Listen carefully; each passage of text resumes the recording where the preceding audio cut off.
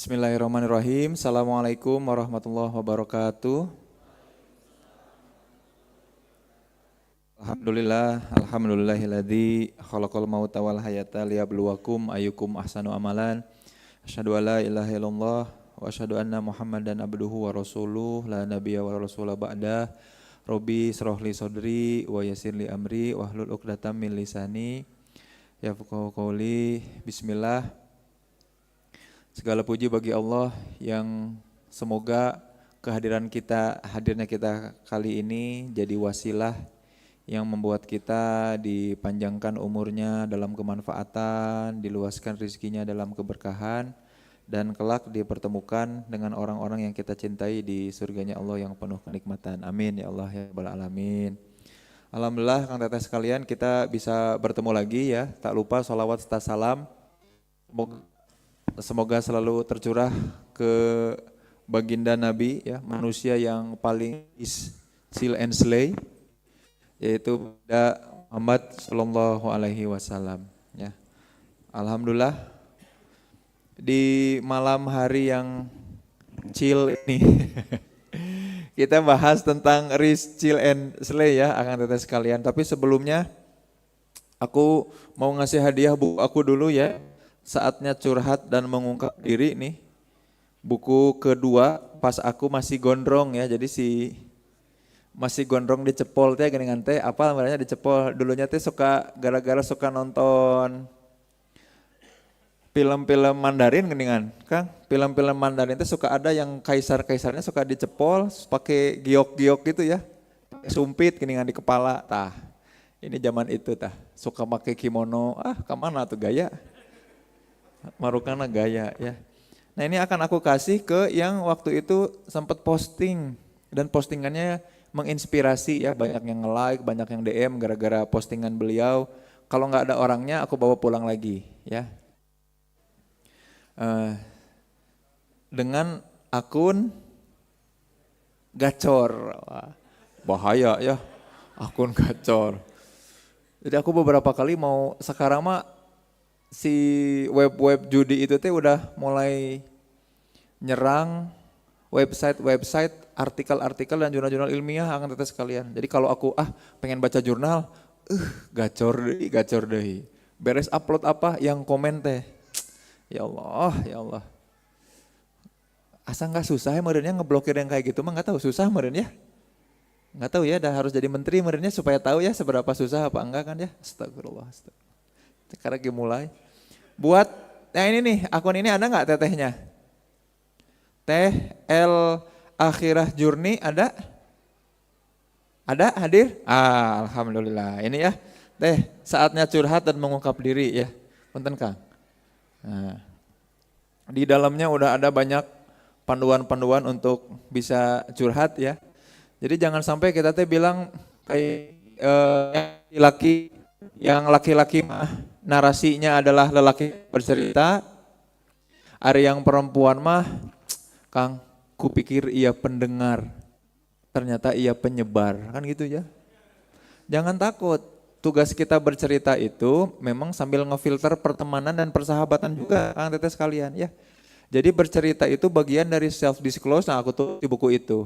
Bagian dari cara kita mengungkap diri, karena penting untuk bisa mengungkapkan diri kita ke manusia, untuk punya support system terbaik. Sebagai filter ya Teteh sekalian. Karena kalau kita nggak dapat support system terbaik dan nggak tahu bagaimana cara ngefilternya, kita nanti susah. Nah ini akan aku bahas.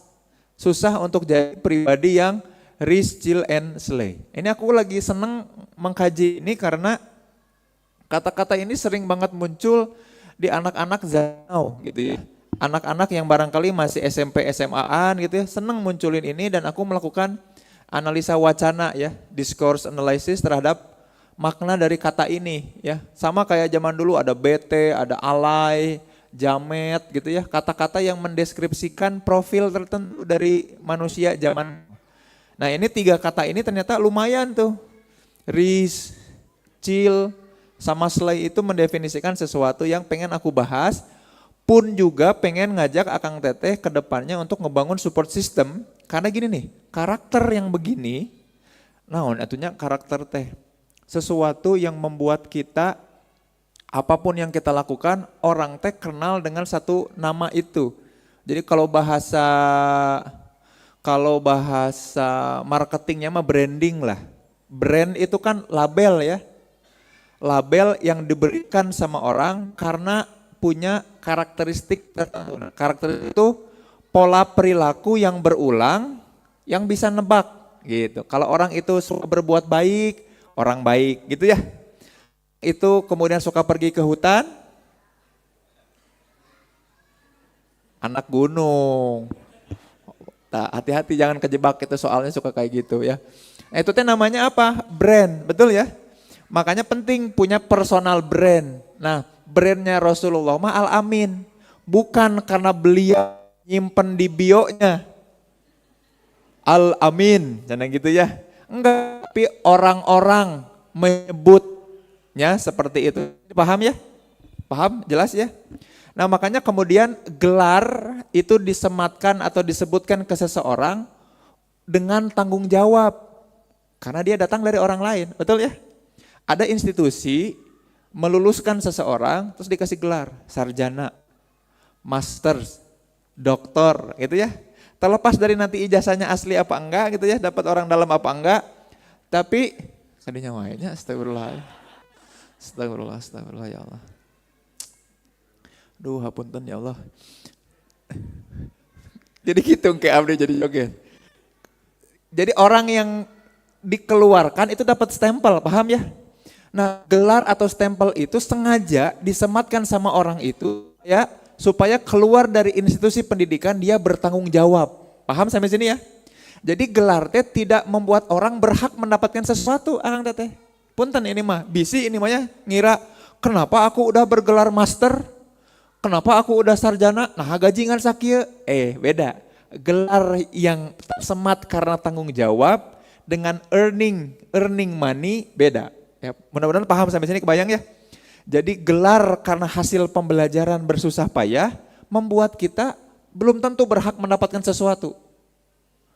Aku doktor, mestinya pasanganku doktor juga, kan gitu ya. Gajinya selevel doktor, emang ada gaji selevel doktor? Ente, kan gitu ya. Nah ini yang membuat kita penting untuk tahu bahwa ada label-label yang ada tanggung jawab di dalamnya. Dan juga label-label atau branding yang dikasih orang lain karena kekhasan kita. Nah ini ada sebuah kelompok masyarakat yang ngasih sebuah karakter yang keren di antara masyarakat yang lain. Jadi kalau Akang Teteh membaca siroh dan lihat value orang Arab zaman dulu, zaman Rasul, bahkan Rasul, maka orang yang amanah itu sebuah keistimewaan dan jadi value utama. Gak boleh kita bohong, kan gitu ya. Makanya ketika Al-Walid bin Mughirah kemudian diminta memata-matai apa hal buruk yang bisa kita propagandakan, apa hal buruk yang bisa kita serang dari seorang Muhammad Shallallahu Alaihi Wasallam. Al-Walid bin Mughirah ketika rapat lagi sama para petinggi kafir Quraisy bingung. Gimana ya? Soalnya yang dia ucapkan memang betul, masuk akal, kebayang ya? Yang dia lakukan baik. Orang-orang lain mendapatkan manfaat terhadap apa yang kita jadi nggak dapat informasi yang membuat kita nyerang dia, kan gitu ya. Ini kita mau ngasih propaganda apa ke orang macam ini, bingung. Al-Walid bin Mughirah juga akhirnya diskusi bersama para tim ahlinya ya, staf ahlinya tuh ngumpul. Jadi ngumpulin staf ahli ya, dan ini staf ahlinya beneran ahli ya, bukan karena itu, bukan komposer gitu ya. Ini benar-benar ahli gitu ya. Kan yang komposer juga kan pupuk kompos kan oleh komposer. Ahli, terus dia nanya harus diapakan, gimana kita supaya orang Arab ini menghindari orang ini, orang Arab menghindari Rasulullah. Bagaimana caranya? Kemudian staf ahlinya ngasih ide, udah aja gini, hati-hati kalau ketemu dengan Muhammad. Kenapa? Karena dia akan membuatmu jauh dari orang tuamu, akan membuatmu jauh dari agama leluhurmu. Kan gitu jadinya teh. Terus kan orang jadi nanya, emang kunaon gitu, emang kunaon mau jauh dari orang tua. Nah ternyata itu value-value yang penting di zaman itu. Nah ini ada istilah risk, chill and slay yang ternyata mau nggak mau itu terngiang-ngiang di kepala anak muda zaman now. Mungkin lebih muda dari Akang Teteh sekarang ya, anak SMP-an, SMA-an. Pernah Akang Teteh mengalami zaman di mana nggak keren kalau rambut teh nggak jeceng-jeceng. Dulu mah zaman aku masih aku SD lagi musim belah tengah. Maka disisir oleh mamah aku ke pinggir teh, jika ayeuna teh disisir ke pinggir teh, atuh geuleuh. Kebayang itu teh enggak keren. Aku pengen belah tengah. Sehingga kalau Firaun lewat di sini langsung kehilangan. Dan pasukannya Firaun teh tutup gitu.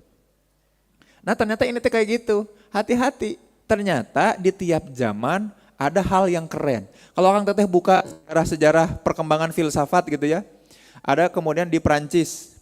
Jadi waktu itu tuh di Perancis itu profesi yang paling dihargai dan dikagumi dan diinginkan oleh para orang tua terhadap anaknya adalah profesi pelukis. Maka kemudian di situ muncul sebuah aliran yang namanya realisme. Apa tuh realisme? Pelukis yang keren, pelukis yang risk ya, dan slay, itu pelukis yang kayak gimana? Pelukis yang mampu menggambar percis mirip sama aslinya gitu. Semakin percis mirip sama aslinya bisa nge-capture sesuatu, maka nanti lukisannya akan dipajang di tengah-tengah istana. Oh jadi nanti kalau kita datang ke istana Prancis teh, kanan kiri teh pajangan-pajangan para pelukis realisme sampai masuk ke dalam, sampai dekat ke kamarnya raja, ratu, itu yang paling realis gitu. Makanya alirannya namanya aliran realisme. Para pelukis-pelukis realis. Terus muncul orang-orang yang kemudian mikir, nah sih ngalukis teh kudu kitu. Nah dia mulai bersikap kritis. Nah kudu kitu, siapa yang nyuruh bahwa pelukis keren teh harus realis? Boleh nggak kita ngelukis asal dan wow keren gitu ya. Nah orang-orang ngumpul di warung kopi tuh. Mereka gagal terus kalau tiap kali ada seleksi untuk bisa dipajang di istana. Mereka tuh gagal terus, terus mereka mikir, nah si orang teh bet kudu realis. Kenapa nggak kita menciptakan sesuatu yang kalau orang lihat teh kesannya teh wah. Walaupun kita nggak tahu itu teh apa kan gitu ya. Karena Akang Teteh mungkin berpengalamannya sebagai realis ya, berusaha menggambar 2 gunung, jalan, kan itu. Tapi kan karena nggak ada, ya kita mungkin ngegambar yang lain, trotoar, banyak trotoar oke nya. Jalan bolong, apa tuh ya gambar yang realis di kita ya. Banyak kendaraan umum, macet mungkin gitu ya, banjir, genangan. Kenapa sih harus realis? Maka ada orang-orang, nanti Akang Teteh bisa cari sejarahnya, ada namanya Manet. Dibacanya gimana ya? Monet, sama Renoir. Renoir tuh Renoir ya nulisnya.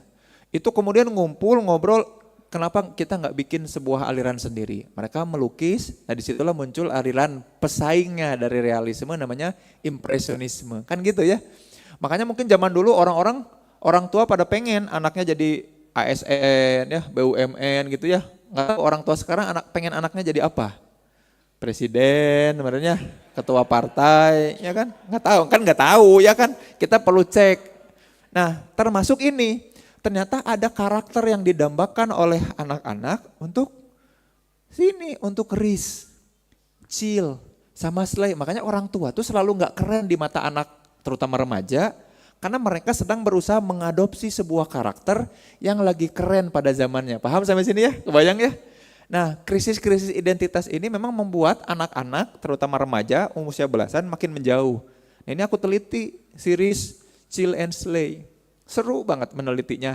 Tapi yang paling penting dari penelitian yang aku lakukan soal risk, chill, and slay ini adalah bagaimana kemudian seseorang ada mekanisme atau upaya-upaya untuk punya support system yang asik.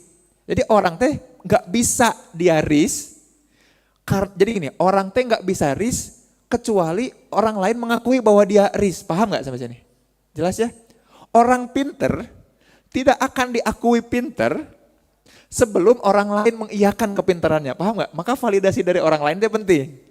Maka validasi dapat approval dari support system teh penting banget gitu ya. Nah, selamat buat TL ya tadi ya. Udah ini ya. Nah, ketika aku kaji pakai analisis wacana, ternyata ini artinya Riste berkarisma. Pokoknya berkarisma, Kang. Kayak gimana berkarisma teh? Pokoknya ada aura. Bagaimana aura teh? Pokoknya pas dia datang teh, ih cool gitu, keren. Ya jika kumaha eta teh. Nah, ketika aku mengkaji, mencoba mencari kalimat kan gitu ya. Tugas kita sebagai peneliti mah apa deskripsi, jadi di grounded nih. Apa deskripsi atau definisi dari RIS? Ujung-ujungnya di sini. Satu kata yang paling sering muncul berkarisma. Tema yang muncul itu berkarisma. Jadi orang teh senang, karisma teh apa? Ternyata kalau aku coba analisa yang kayak gini bukan. Itu teknik di sebuah metodologi penelitian namanya member checking. Hasil simpulan kita ditanyain lagi ke responden. Jika kia lain maksud maneh? Itu namanya member checking. Upaya triangulasi dan verifikasi di metode penelitian kualitatif. Aja jika kuliah ya. Intinya nama seperti itulah. Aku tanya, yang kayak gini bukan maksudnya? Bukan. Yang kayak gini bukan maksudnya. Nah, itu yang namanya berkarisma. Ternyata ketika dipadankan temuan itu berkarisma ini kurang lebih mirip apa yang coba dilakukan dan pergerakan yang dimunculkan sama teman-teman di impresionisme tadi. Apa sih impresionisme itu? Ngasih kesan. Kan gitu ya, benar gak? Ngasih kesan. Maka kesan teh penting. Gak penting bahwa ini daunnya, lukisan gambar daun mirip banget daun. Bahkan kalau kita pegang teksturnya teh tekstur daun banget. Ketika kita enggak gitu. Tapi ketika ngelihat kesan, wah ini kesannya gelap, kesannya gloomy. Kan kita lagi senang gitu ya, impresionisme. Kita senang dapetin kesan dari sesuatu. Kita senang dapat nuansa, bening. Kadinya deui astagfirullahaladzim, nuansa bening, vidi, ribut yang kunaonnya aku teh astagfirullahaladzim. Benar ini mah harus umroh ya, benar astagfirullahaladzim. Nah, sampai mana tadi? Nuansa bening ya. Ternyata kesan itu teh penting dan ini muncul di RIS. Jadi siapa orang-orang yang RIS teh? Orang-orang yang kehadirannya mau gak mau ngasih kesan yang mendalam pada diri kita yang melihat. Ngebayang gak? Jadi orang-orang ini adalah orang-orang yang ketika hadir, ketika datang, ketika masuk, ketika berinteraksi, dia selalu ngasih kesan. Nah, itu namanya berkarisma.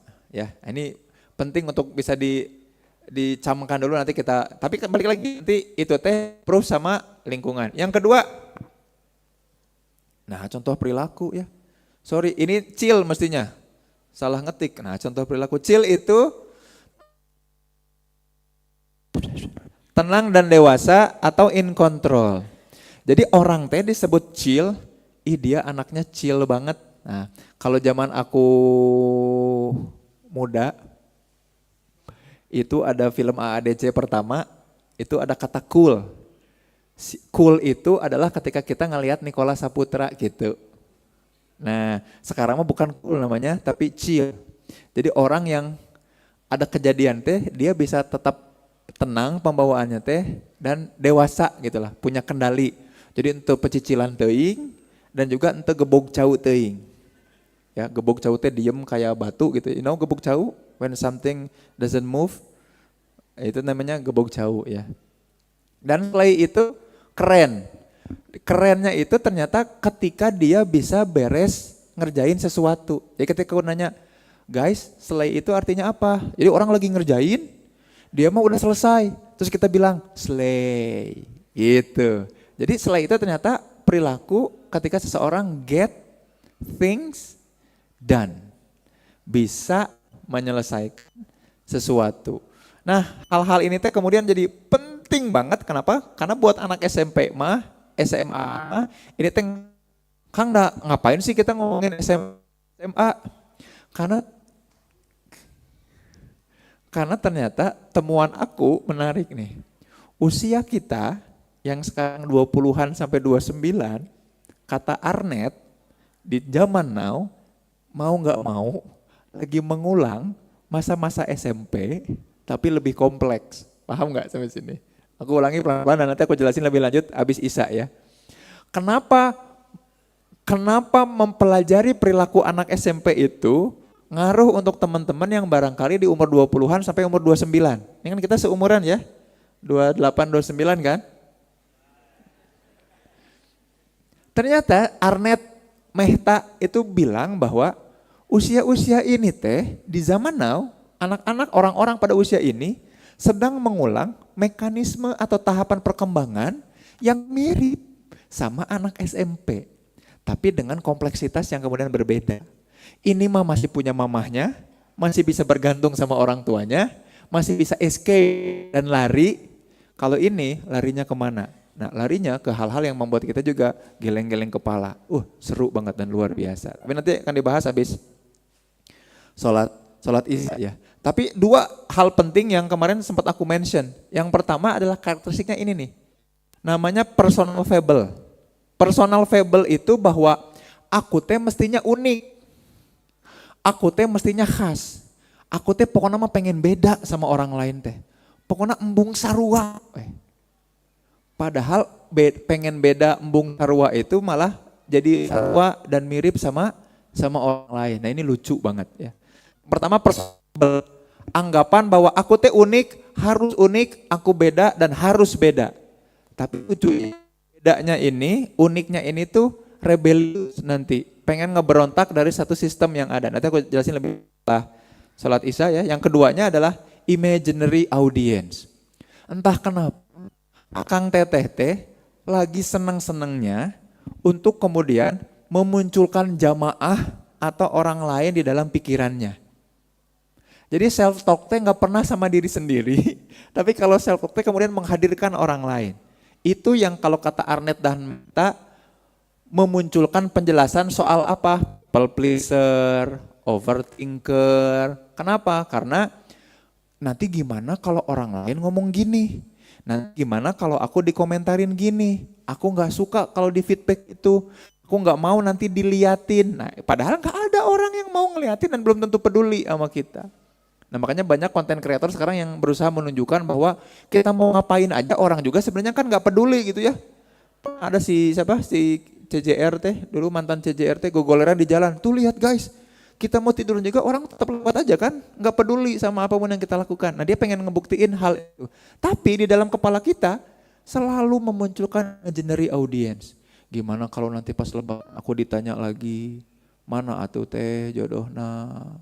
Iraha atau kawin teh hoream. Padahal mah nanya itu cuman basa-basi, nggak ada maksud buat ngebully, nggak mau juga buat nyariin kan, basa-basi.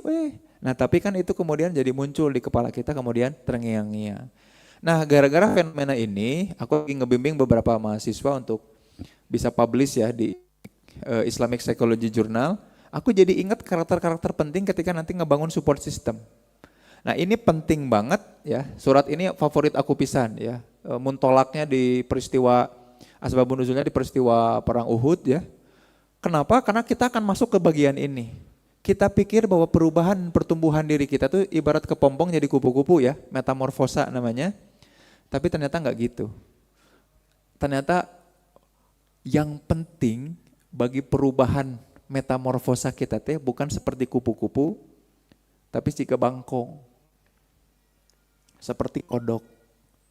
Cuman kita mah ngiranya bahwa metamorfosa perubahan diri kita teh harus kayak kupu-kupu ya, yang indah. Enggak.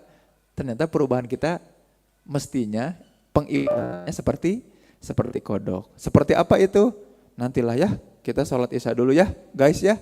Setelah sholat isya insya Allah kita lanjut lagi untuk bahas kenapa untuk punya karakter yang bagus ternyata kita butuh banget approval dan support system terbaik di sekitar kita ya. Hatur nuhun, Allahu a'lam bishawab. Kita salat isya dulu ya. Assalamualaikum warahmatullahi wabarakatuh. Alhamdulillahilladzi arsala rasulahu bil huda wa dinil haq yudhhirahu 'ala dini kullih wa kafa billahi syahida. Asyhadu an la ilaha illallah wa asyhadu anna Muhammadar Rasulullah. Allahumma sholli ala Muhammad. Allahumma sholli ala Muhammad. Akang teteh sekalian, kita lanjut lagi ya, Riz, Chill and Slay ya. Jadi tadi udah bahas ini dan kenapa sih kita bahas hal ini tuh aku pengen ngasih tahu. Jadi kalau ini mah kan sebenarnya gimmick yang sekalian aku lagi teliti ya. Aku teh lagi nangkepin gimmick-gimmick apa yang lagi asik ya. Aku nangkepin jadi judul dan aku pengen bahas. Tapi kajian utamanya ini tuh namanya konstruksi sosial. Namanya konstruksi sosial. konstruksi teh pikiran kita, perasaan kita dibangun oleh apa yang lagi rame di lingkungan kita. Dan salah satunya ini, seolah-olah kita harus risk, chill dan slay. Kamu tuh harus jadi orang yang ini beberapa tahun lalu lagi seneng banget orang teh mengidentifikasi dirinya sebagai introvert. Saking embung ngobrol jeung batur, saking ada narasi mengalienasi, semua ngerasa aku teh introvert. Semua ngerasa, padahal dua-duanya baik, tidak ada yang lebih baik dari satu yang lain. Nah sama, nah ini pengen aku kasih tahu karena ada sebuah fenomena yang aku khawatir mengganggu cara kita kemudian untuk bertumbuh, yang namanya konstruksi sosial. Nah di sini ada dua hal ini tadi ya, aku mau ngasih tahu hasil penelitian yang kemarin itu bahwa Kang Teteh ternyata kalau Akang Teteh sekarang umur 21 sampai 29, maka Akang Teteh mengalami dinamika yang kurang lebih sama persis sama anak-anak umur 12 sampai 17 tahun. Terjadi itu teh. Aku lagi butuh dan mengupayakan diri gimana caranya unik. Dan mencoba untuk keluar dari tekanan sosial. Aku teh nggak mau sama mereka semua. Tapi kalau aku nggak sama, aku jadi nggak enak. Paham nggak sampai sini? Kebayang nggak Kang? Pernah nggak kayak gitu? Aku teh nggak pengen kerja, tapi teman-teman aku nangis gara rawe. Seorang kudu nanaonan, orang milu gawe weh kan gitu ya. Jadi ada video yang lagi pada sibuk, kita ikut sibuk teh dengan padahal tengah angkat nanaon, ada kan kayak gitu. Itulah kehidupan kita. Jadi apa coba? Kan gak jadi apa-apa ya. Nah ini teh dorongan yang bagus sebenarnya, cuman belum menemukan jalan. Paham sampai sini Kang Teteh ya? Terus gini, apakah kemudian Islam adalah agama? Tadi di awal aku nyebut soal branding ya. Menurut Akang Teteh ini mah, apakah Islam adalah sebuah agama di mana kita semua harus seragam? Apakah semua harus punya karakter atau branding yang mirip sama Rasul Al-Amin? Menjaga amanah, betul iya, betul ya. Tapi the way to responsible and have integrity, apakah harus sama seperti Rasul? Makanya di Islam ada hadis di mana ada 10 sahabat, bayangin 10 Kang Teh. 10 ini kemudian disarikan oleh Aristoteles ya, kemudian oleh para murid-muridnya, anak cucu muridnya, jadi 10 kategori Aristoteles. Jadi kalau Akang Teteh tahu ada categorization, upaya-upaya para perawi hadis juga kemudian mengkategorisasi lewat itu. Karena dari situ tuh, dari 10, ada 10 sahabat yang dijamin masuk surga, yang kalau kita cek karakteristiknya, apakah sama? Beda, paham sampai sini ya? Mau nunjukin bahwa, hey Akang Teteh, gak usah khawatir kalau kita kemudian jauh dari sifat-sifat Rasulullah, karena itu mah contoh yang terbaik. Di Quran udah jelas ya, bahwa Rasul teh uswatun hasanah. Laqad kana lakum fi Rasulillah teh uswatun hasanah. Makanya kemudian kenapa Anas bin Malik, Anas bin Malik, asistennya Rasulullah, itu kemudian menangis ketika ada badui yang nanya ke Rasulullah, duhai Rasul, kapankah kiamat itu? Dibalikin sama Rasul, apa yang udah engkau persiapkan? Aku sholat, aku puasa, dan aku mencintai Allah dan Rasulnya. Sesungguhnya kamu bersama dengan orang-orang yang kamu cintai. Anas bin Malik langsung, karena tahu aku gak mirip Abu Bakar, gak mirip Umar, tapi aku mencintai Rasul. Paham gak sampai sini? Jadi daripada kita mikirin branding, paham gak? Paham arah aku kemana? Hati-hati Kang Teh. Mungkin Akang Teteh gak relate sama apa yang anak SMP sekarang perjuangkan, mencoba untuk jadi risk, chill sama slay. Naon sih bubudakeun pisan ya gak sih? Maneh macan nyaho dunia kerja kan gitu ya mikirnya teh. Tapi jangan-jangan kita lagi berusaha untuk risk, chill dan slay dalam terminologi atau istilah berbeda yang sama-sama dipaksakan ke kita atas konstruksi sosial. Misal, nah aja gaji aku mah belum UMR, sahan wanita gaji kudu UMR. Siapa? Kan lu penting beunghar, bener tuh? Ya kan? Ya kan? Nggak ada yang nyuruh, betul kan? Tapi kan mindset kita ada di situ. Duh, aku nggak bisa kayak Akang Teteh tahu nggak Abu Bakar kasnya saat ini full, sorenya atau malamnya udah 0. Siapa itu? Abu Bakar. Kenapa? Ya karena kerjanya harian, ya nggak? Besok diamanahi lagi. Duhai Abu Bakar, aku menitipkan ini padamu, kan gitu. Dapat lagi modal gede. Kalau Umar mah nggak bisa. Terus gini. ini kalau ngomongin sahabat, pasti akan teteh mah pada pengennya teh Abdurrahman bin, kamu nula laki mah. Aku ingin menjadi the next Abdurrahman bin Auf. Ningali beungharna, luruskan niat Kang. Teh, yang kita pengen adalah kekhasan. Our personal fable. Paham sampai sini ya? Maka gini, kalau kita, bukan berarti akang teh harus unik. Orang mah embung beda, sok mana asup kusuku, orang mah dek handstand. Bukan gitu maksudnya, bukan gitu. Eta mah bukan beda, eta mah cileupeung ngaranna. Jeung kayak ngaragokan batur rek ngalewat di keur handstand udah naon handstand. Bukan maksudnya pengen beda, tapi aku ingin punya cara lain supaya aku bisa caper sama Allah dan Allah melihat itu sebagai kekhasan aku. Paham ya? Karena ada konstruksi sosial tadi. Nah makanya geng impresionisme tadi mencoba mempertanyakan realisme. Kebayang sampai sini ya?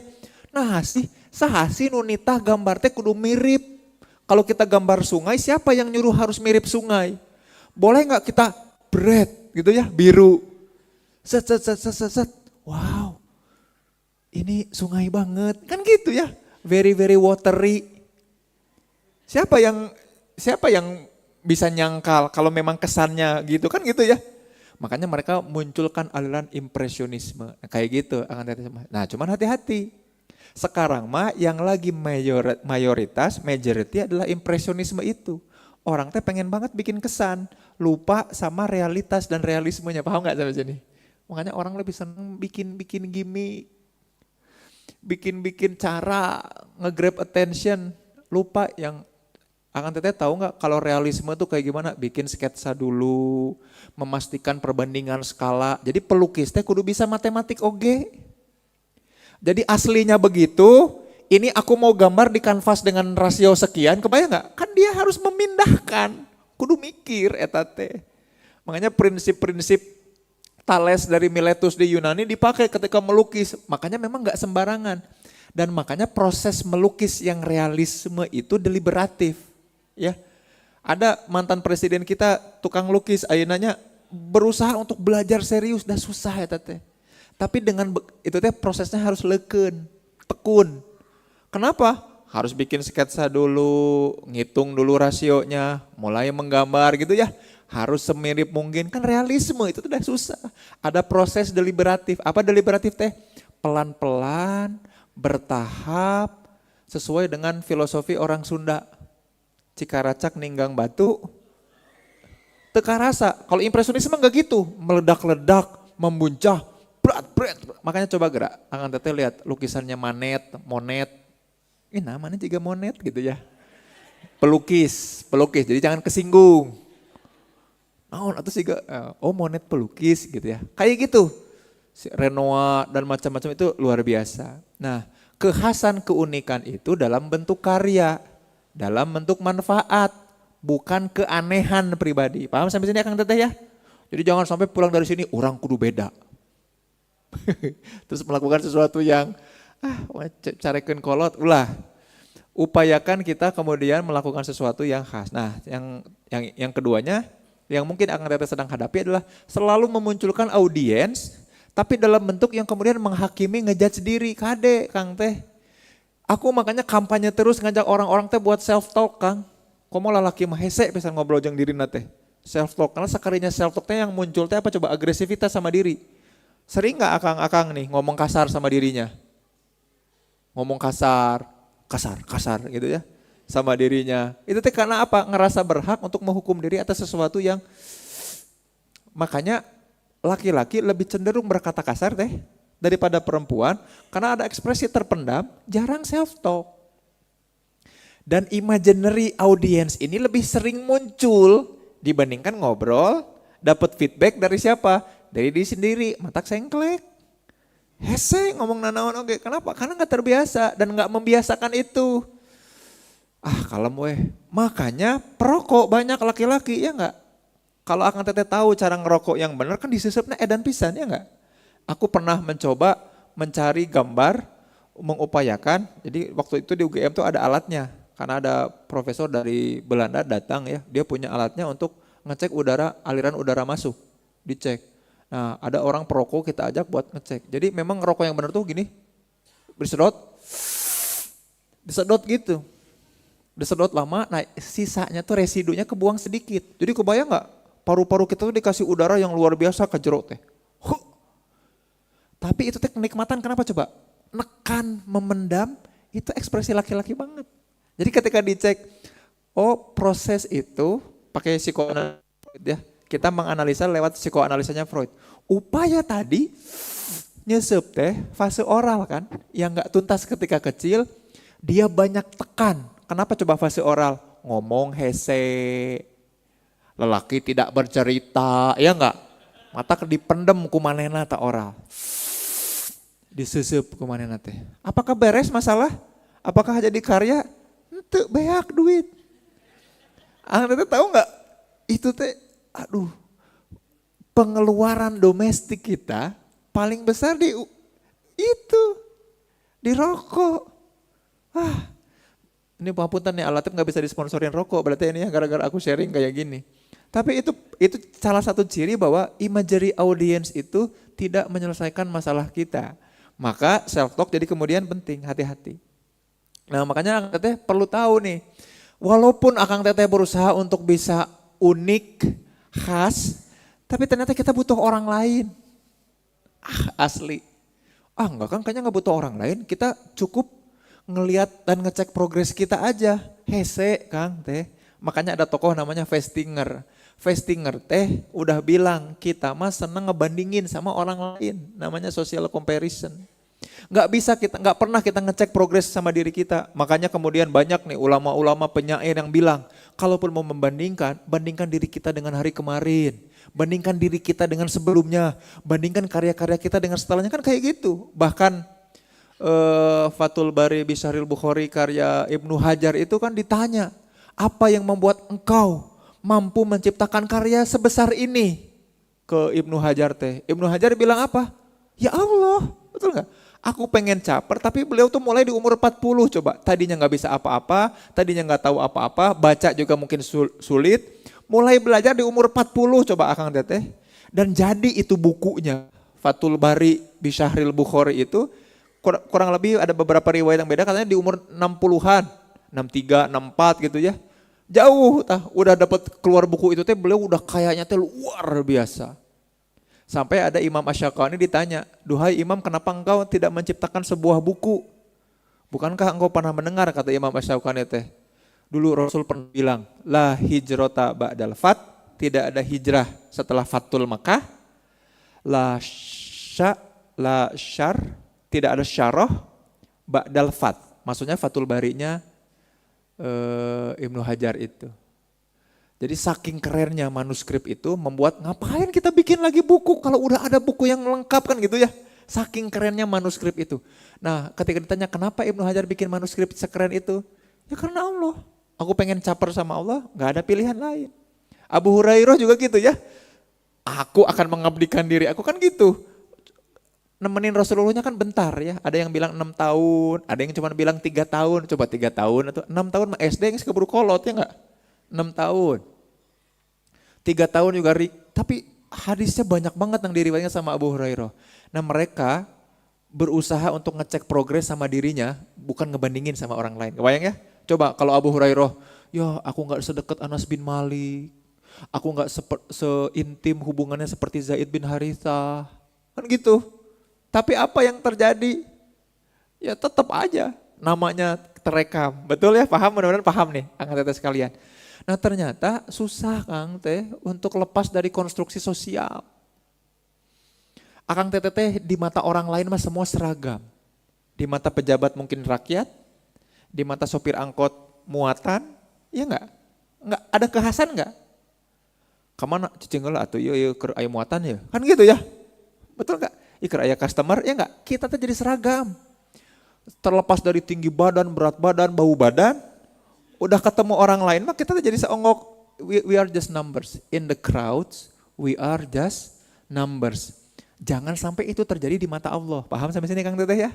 Tapi susah, kita akan selalu ditekan sama yang namanya konstruksi sosial. Harus risk, chill and slay versi mereka. Siapa mereka? Ya barangkali rezim yang berkuasa. Oh rakyat yang baik teh yang kayak gimana? Kan mereka yang menentukan. Netizen yang baik teh yang kayak gimana? Bahkan menteri yang baik teh yang kayak gimana? Makanya ada yang dulu sempat menteri mau dipenjara terjadi-jadi teka bukti-bukti bingung. Kumaha ngabuktikenana ya gula teh. Astagfirullah. Bener ya mah kudu umroh lah insyaallah aku minggu depan umroh soalnya ngantet teh. Tobatkeun we ya Allah hapunten ieu biwir. Justru aku teh pengen banyak mengekspresikan gak mau dipendam jadi moal ngarokok moal aku mah.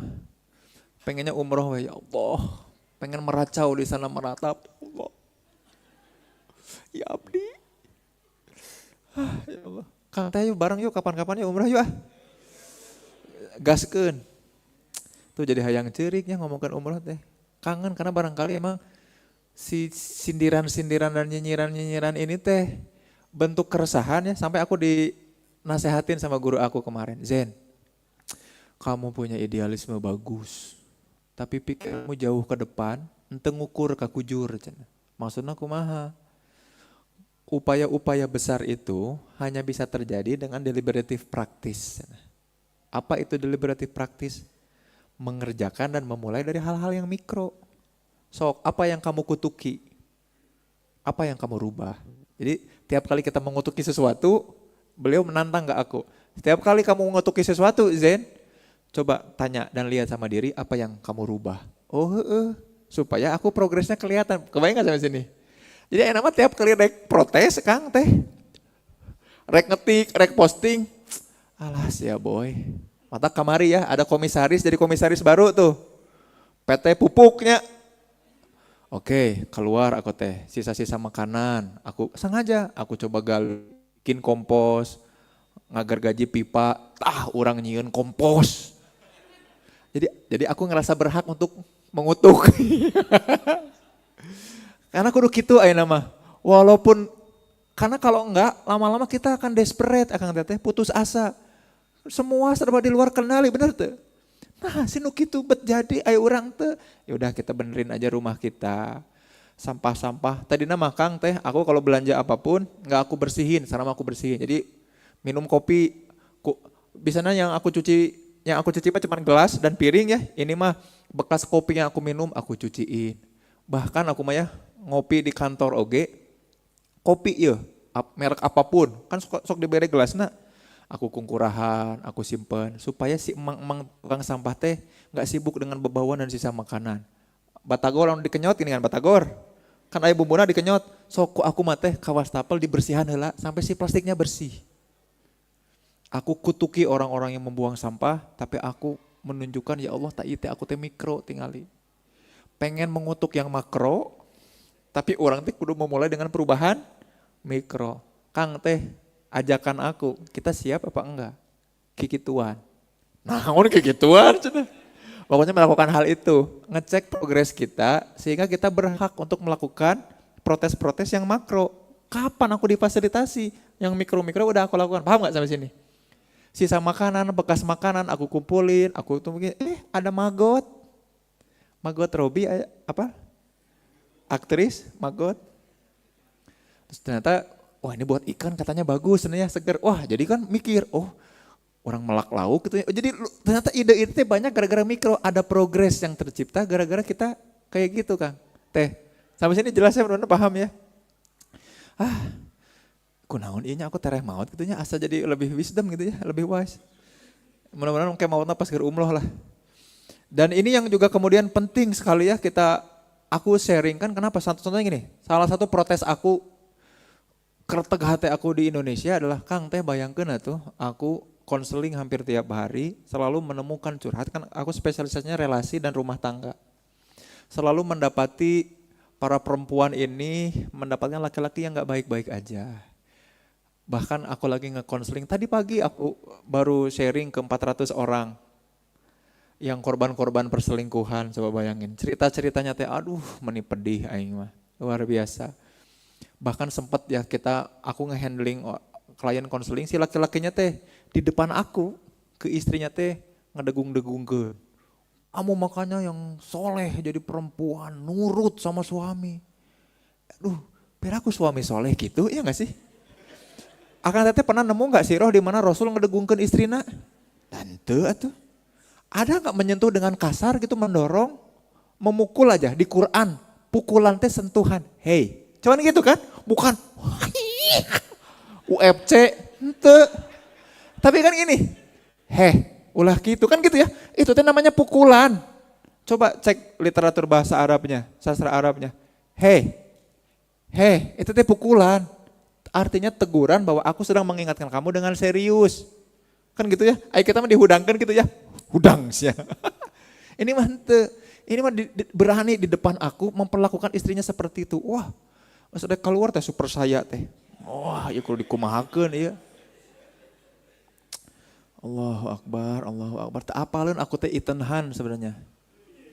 Mission Impossible teh, mun tak apal mah. Sebel aku tuh sama gitu. Nah, makanya, tapi kan aku mengutuki, cing nah si lalaki teh menit ejreg. Kenapa banyak lelaki yang tidak baik di Indonesia teh sampai di titik dimana aku mah gak mau nikah sama laki-laki?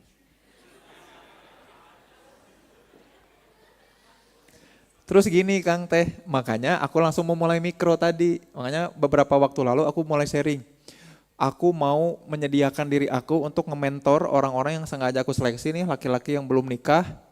Supaya aku mentor, nanti ada beberapa temuan ya kayak Liko gitulah mentor, sengaja aku tempel, mau dari berbagai Indonesia juga boleh lah nanti nge-zoom atau apalah. Intinya ku orang merenyaho bagaimana cara menjadi lelaki sejati. Maskulinitas patriarki yang baik dan soleh ala Islam teh ciga kumaha aku rek dipepet. Aku publish tah di IG ya. Alhamdulillah yang daftar udah 30, anu nge-DM aya 500. Anu nge-DM na ahwat-ahwat. Kang punten abdi nyerian hiji.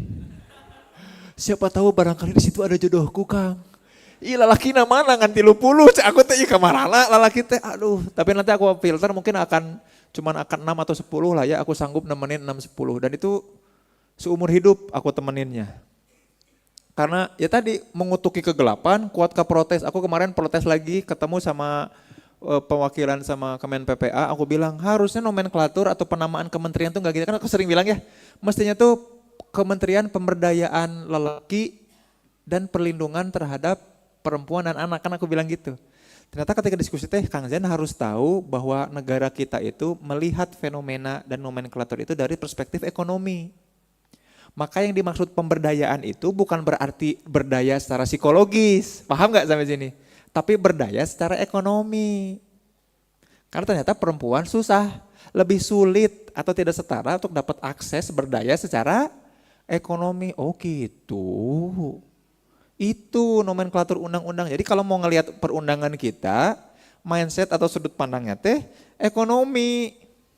Perlindungan teh salah satunya perlindungan apa? Perlindungan ekonomi juga, akses ekonomi. Oh gitu.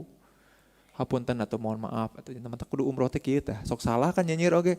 Tapi dari situ mulai dari mikro kan. Aku diundang, aku ketemu tokoh-tokoh.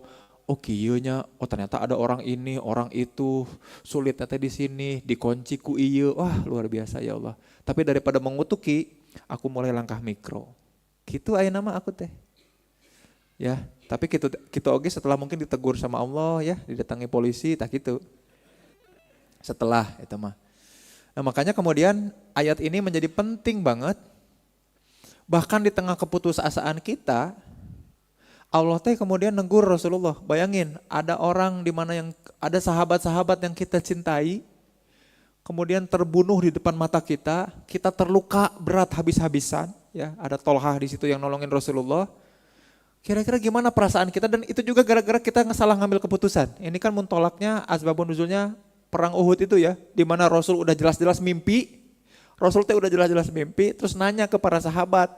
Geus mangimpi bener nanya para sahabat. Terus para sahabat bilang, jadi aku bermimpi duhai sahabatku, ada baju zirahnya begini, ada sapi yang disembelih, gigiku rompal, gigi Rasul copot. Kira-kira gimana nih? Kita songsong mereka di padang Uhud, di dekat gunung Uhud, atau kita kemudian bertahan aja di sini?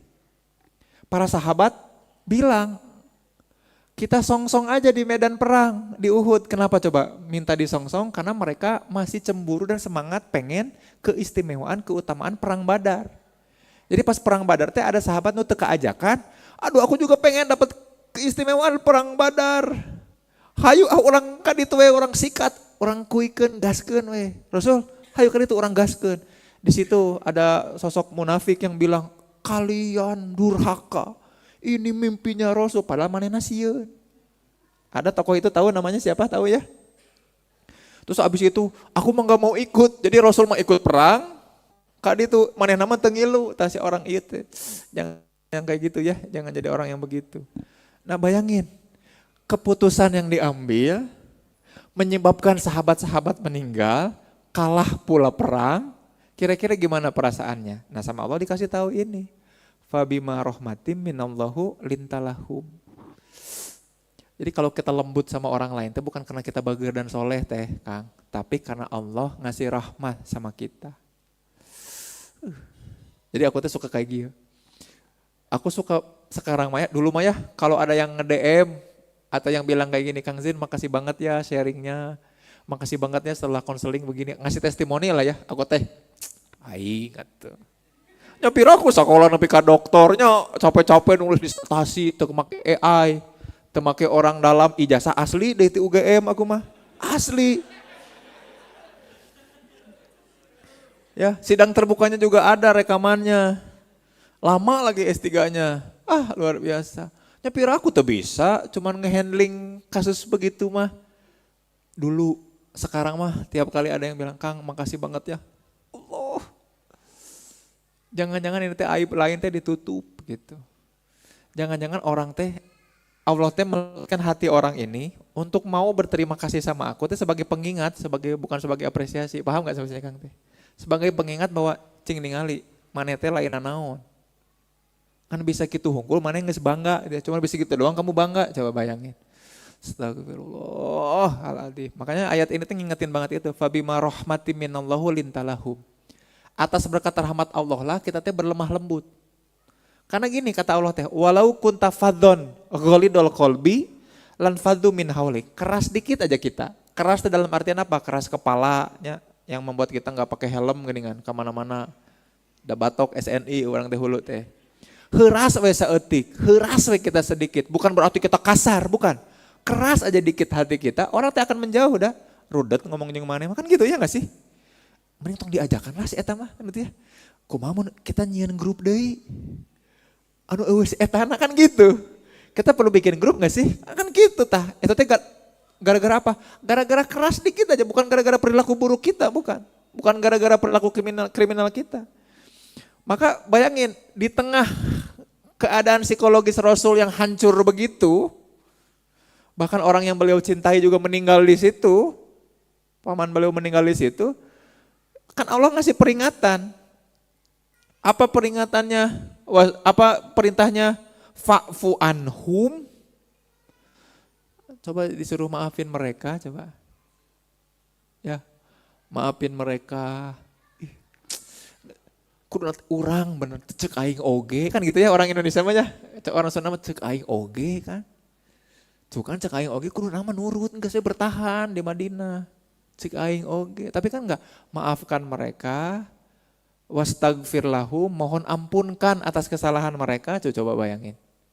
Ada enggak disuruh dendam Rasul di situ? Enggak, tapi suruh mengekspresikan. Ada enggak Allah bilang di sini enggak usah bercerita tentang kesedihanmu? Enggak. Allah nyuruh Rasul menceritakan kegelisahan. Allah menyuruh Rasul menceritakan kegelisahannya lewat ekspresi yang elegan. Apa itu ekspresinya? Memaafkan dan mohonkan ampun. Mata ada di surat lain ya, ciri-ciri orang bertakwa teh apa? Ya wal kadhimina ghaidha maafina anin nas, yang memaafkan sesama manusia kan gitu ya. Karena memaafkan teh bentuk ekspresi. Aku maafkan kamu. Aku maafkan kamu. Aku maafkan kamu. Aku maafkan kamu, aku maafkan kamu. Itu teh progres Kang teh. Progres ekspresi kita terhadap orang lain. Kang teh, dalam hitungan 5, pelan-pelan, yuk kita pejamkan mata, siap ya? Pelan-pelan, tong tarik-tarik ting, plek, tong gitu ting. Deliberatif, pelan-pelan ya. Yuk duduknya yang tegak dulu, duduknya tegak dulu, kemudian kita rileks. Dalam hitungan 5, secara perlahan mari kita tutup dan pejamkan mata kita. Are you ready? Oke, 1, 2, 3, 4,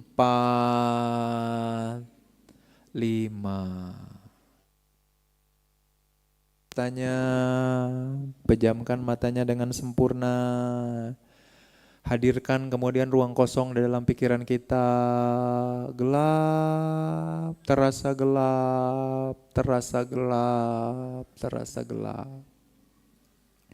Ya Allah, ya Robbi, Maha Pemelihara, Maha Kuasa atas segala sesuatu.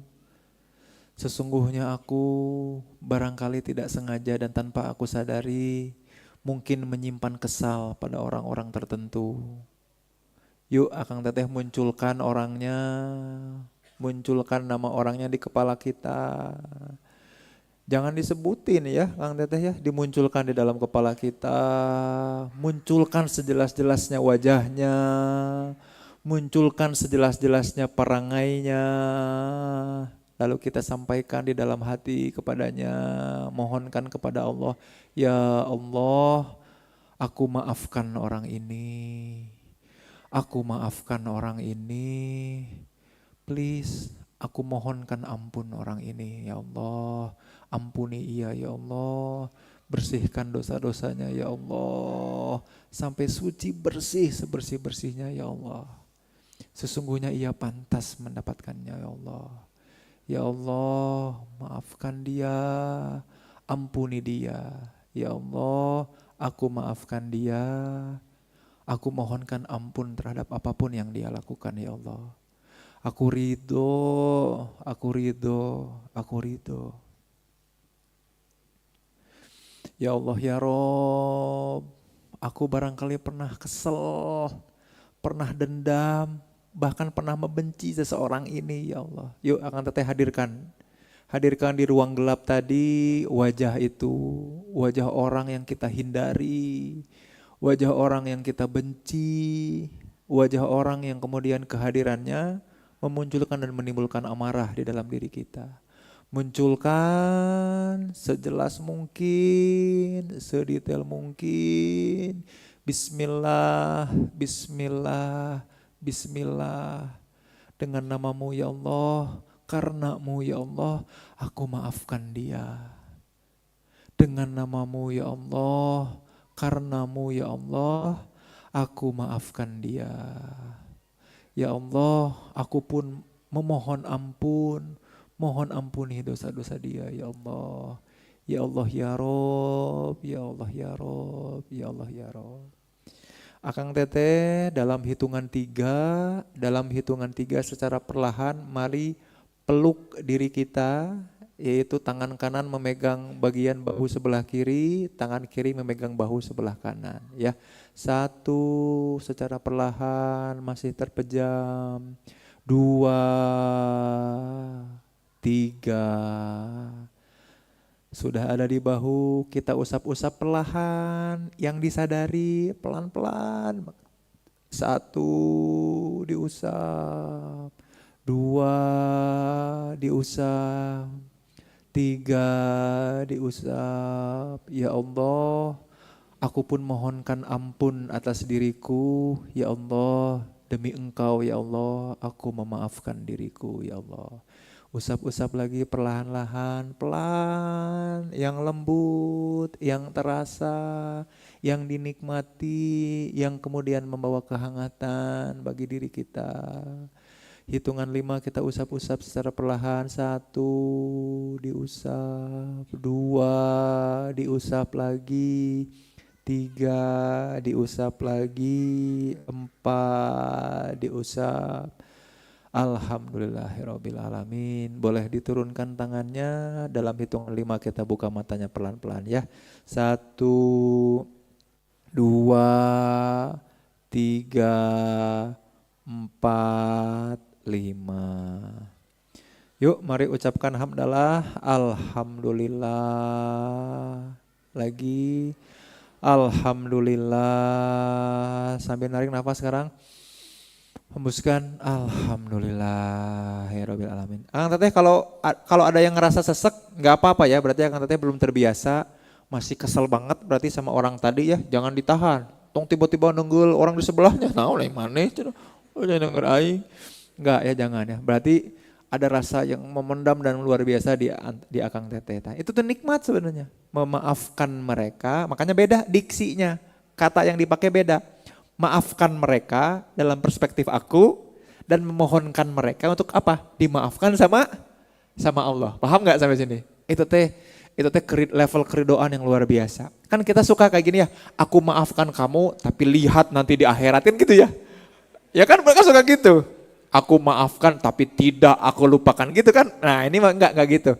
Allah ngajalin Rasulnya ngapain? Wa'fu anhum wastaghfir lahum. Luar biasanya Rasul, kita mah jauh ke situ. Makanya ada 10 sahabat yang dijamin masuk surga. Ke Rasul pisan mungkin mepet-mepet agak jauh kita. Tapi usaha kita harus ke sana.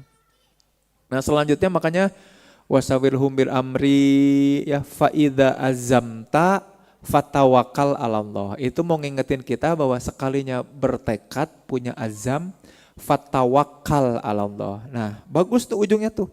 Innallaha yuhibbul mutawakkilin. Ya, aku lagi ngebimbing juga nih anak S2 yang tesisnya itu ngomongin soal tawakal, berserah, pasrah. Padahal ini tuh dalam. Ada kalimat innallaha yuhibbul mutawakkilin. Allah itu sebaik-baik wakil.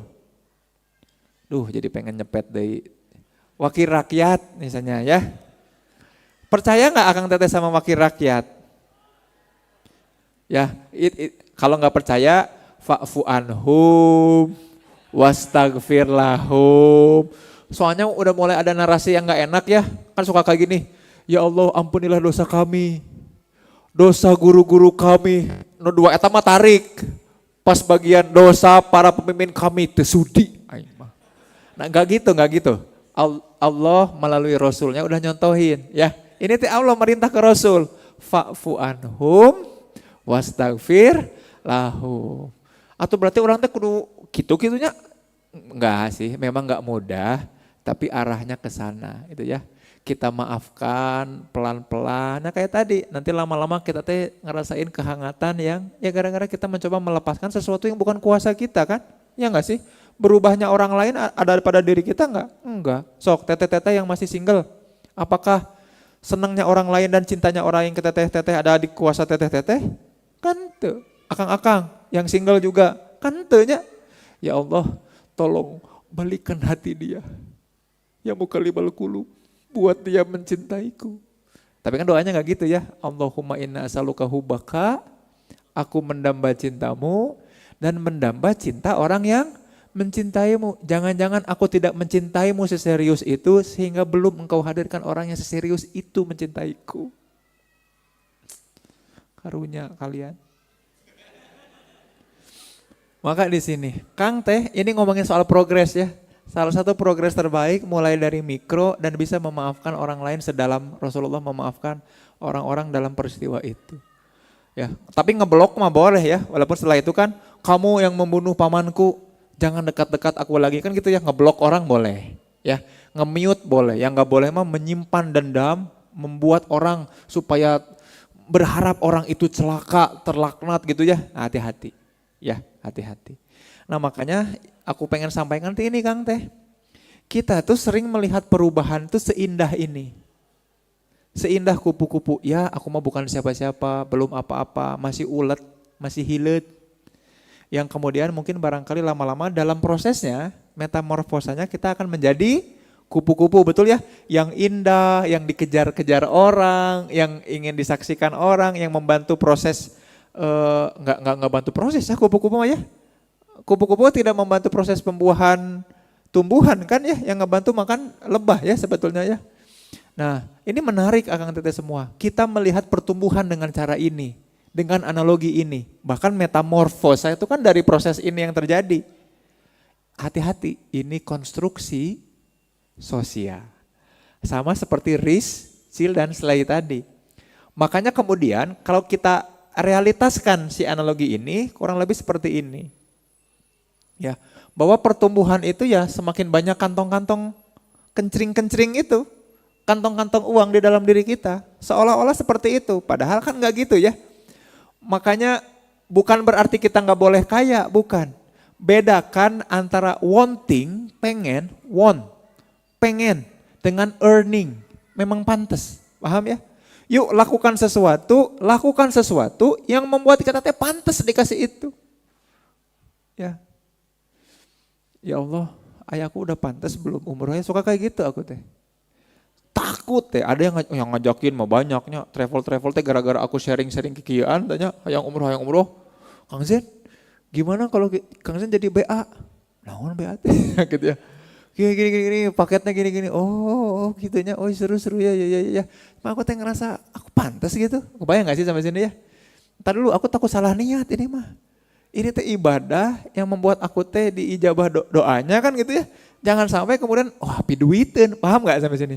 Aku mah harus lurus dulu niatnya, apa-apa juga sharing ini juga harus tulus.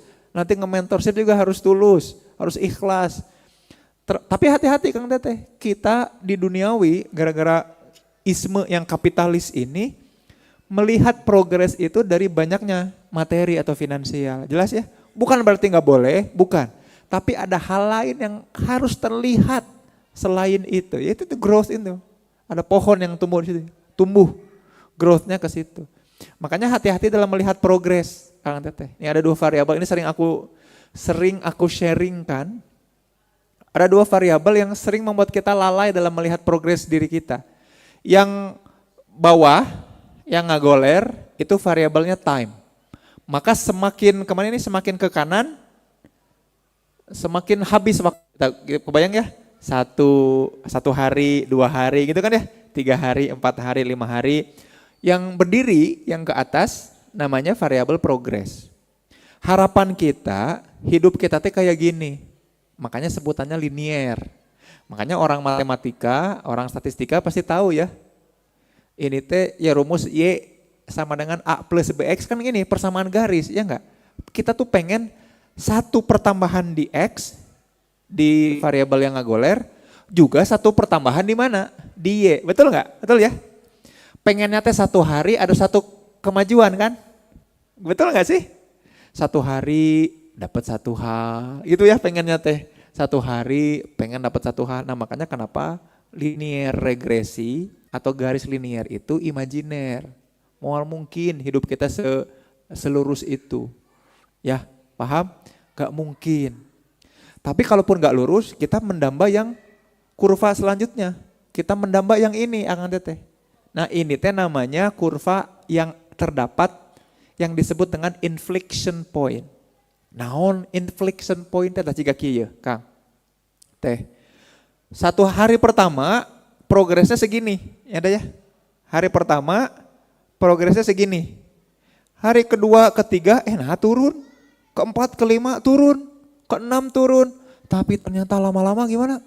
Naik melesat pesat. Nah, kenaikan ini yang disebut dengan inflection point. Kita berharap kayak gini ya.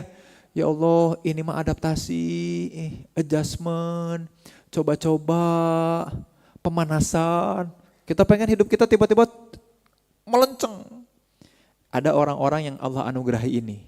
Makanya ada Lailatul Qadar, ada Saum Arafah, upaya-upaya kita untuk dapetin inflection point dengan singkat gitu ya. Tapi kan Allah mah pengen ngajak kita buat deliberatif. Maka yang alamiah di sisi manusia itu progres kayak gimana Kang Teh? Nah ini Kang Teh harus apa? Karena di kehidupan karir kita, bahkan kehidupan percintaan dan rumah tangga Kang Teh nanti itu si kurvanya, si garisnya teh bakal seperti ini. Kabayang teh jaga kumaha ieu? Masa jaga mencongnya. Seiring berjalannya waktu, nah kita teh asa kemajuan, bener nggak? Nah progresnya di titik ieu wae, paham nggak sampai sini? Padahal waktu terus berjalan, betul nggak sih? Nah si orang teh kieu wae, tah itu teh yang disebut dengan krisis. SMP, nah si orang teh kieu wae. SMA, nah si orang teh kieu wae. Ada momen kayak gitunya. Tapi yang kita nggak tahu, Allah teh ngasih tahapan yang kita sedang ngejret naik jadi set. Makanya tahapan kehidupan, namanya juga tahapan. Disebut sebagai tahapan atau stage. Apa itu stage teh? Tangga atau panggung. Paham gak sampai saya Akang Teteh? Nah jadi Akang Teteh harus tahu. Kalau Akang Teteh sedang diuji, progres yang stagnan dan gitu-gitu aja, GR, mestinya GR sama Allah. Ya Allah bentar lagi ini mah. Paham gak sampai ini? Jangan bilang kayak gini, ya Allah kenapa hidupku gini-gini aja. Entong gitu, ya Allah Aku gini-gini aja berarti bentar lagi nggak gejret ya naik ya.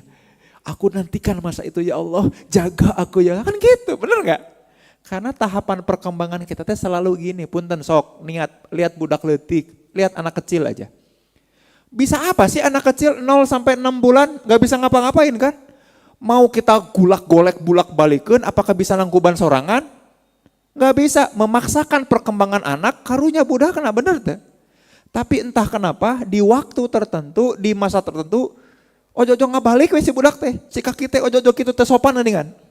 Ya, anak kecil sok lihat gerak bayi 6-7 bulan, kakinya teh udah ngangkat-ngangkat, kanan kiri ngebalik.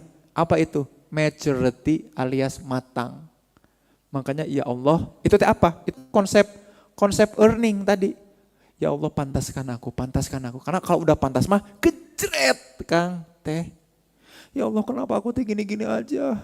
Aku teh butuh someone special someday maybe yang bilang kamu kuat sayang.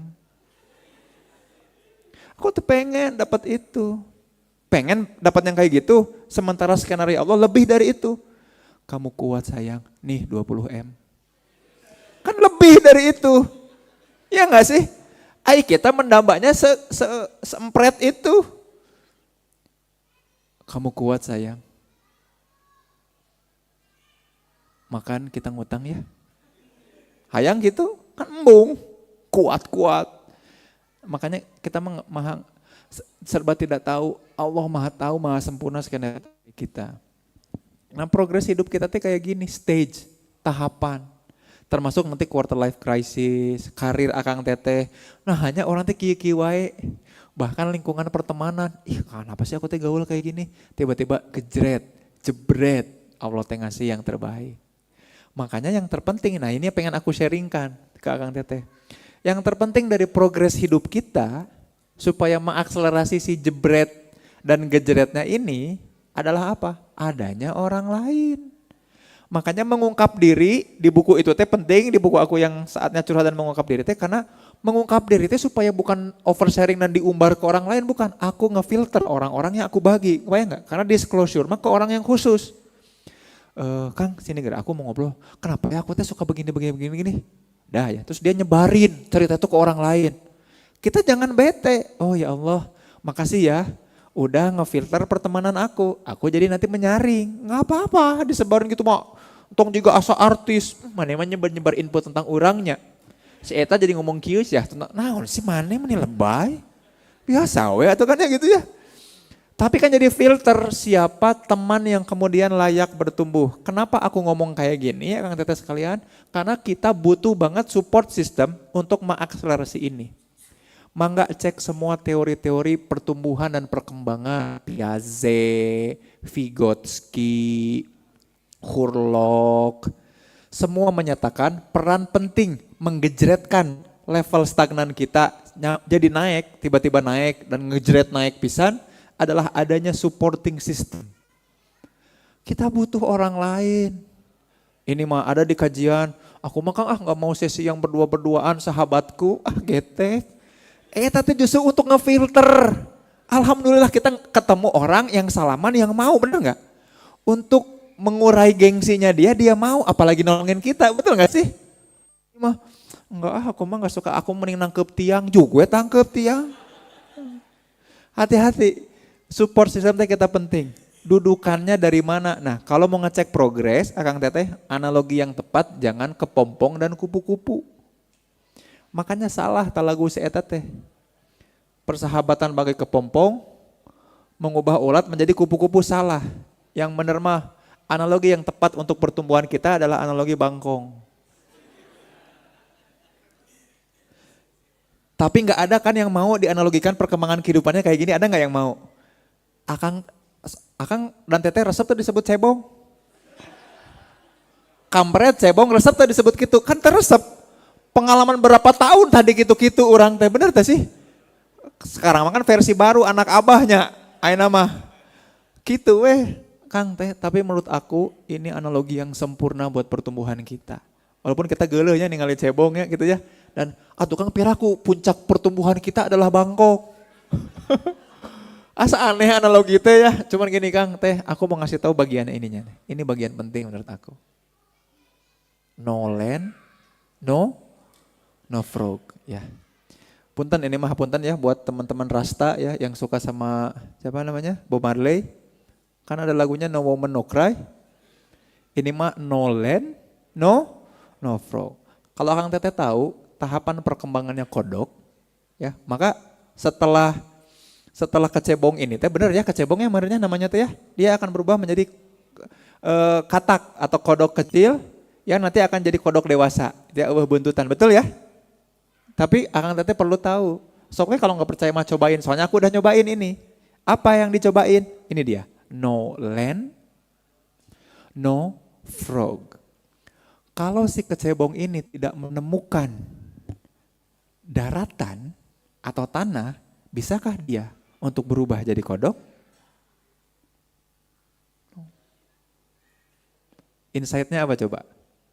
Kita nggak mau jadi bukan gitu. Insight-nya ternyata support system lingkungan teh penting nanti pakai pisan.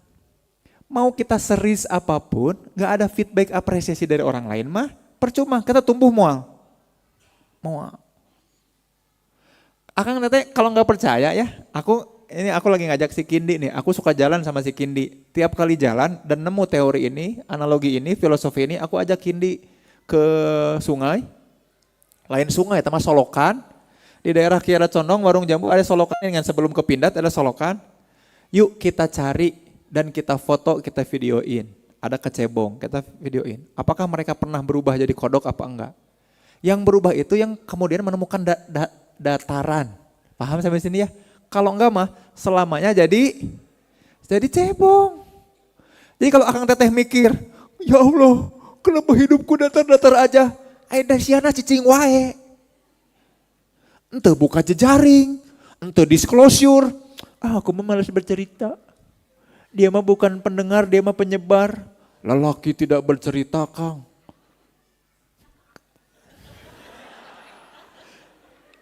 Allah janjikan, lo takdirkan buat bangkit juga, ayo jadi garis lurus kieu ke kanan. Beki kolot teh beki nyusahkeun batur. Paham sampai sini ya? Kenapa? Because no land, no frog. Jadi Akang Teteh yang kemudian, ya Allah, kenaon atuh hidup aing teh kieu-kieu wae. Gerak atuh sate. Betul ya? Gerak untuk nyari apa? Nyari land, tempat di mana aku bisa berubah. Cing pengen tahu jadi kodok macam apa aku. Dan punten, kalau Akang Teteh yang mikir bahwa analogi kodok ini jelek, Akang Teteh belum dengar cerita tentang seorang putri yang mencium kodok. Dia kemudian berubah menjadi pangeran yang tampan. Itu lanjutan dari metamorfosis ini. Sayangnya si kodok ini tidak pernah gaul dan mencari putri yang mau menciumnya. Betul? Balik lagi. No princess, no prince. Nggak ada putri yang mencium, nggak jadi pangeran. Paham sampai sini? Terus gini, ketika aku sharing, ya aku kan sekarang lagi pindah ngajar ke UPI ya. Jadi mau apa kalau lagi menikmati ngajar di sana, ngomongin science of learning. Di situ ternyata ada orang yang neliti itu, Kang. Mun Akang apal, ya abdi aya fotona. Sayangnya aku nggak minta fotonya da geuleuh.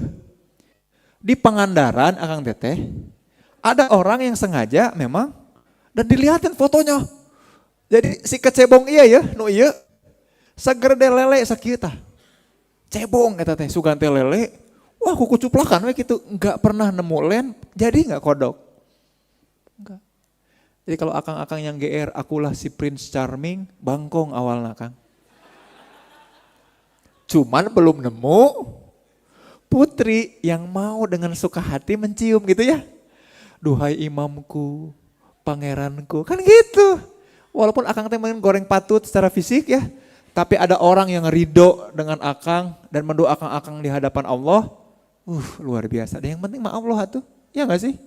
Kita secakap apapun diakui sama komunitas, diulang tahunkeun ku komunitas, fans club, tapi kitanya kesepianan hampa karena gak dekat sama Allah, percuma kan? Mending hiji tapi hiji ge mau. Nah, jadi tina princess jadi mau. Soalnya hiji ge hiji mau. Paham sampai sini ya? Maka kita butuh Jadi jangan bilang lagi lah, ngapain cerita, ngapain curhat, ngapain sharing. Kudu balik deh di pertemuan awal ya. Ada error berpikir, ada self-fulfilling prophecy, ada discrimination sama prejudice. Kudu ngulang deh di awal, iya mah mindsetnya teu asup, iya mah. Makanya tukang teh ya punten gitu ya. Kang, bagaimana kalau kita menghadapi orang-orang yang gak mau bergerak, gak mau berpindah, gak mau nyari daratan? Apakah harus dipecut seperti kuda?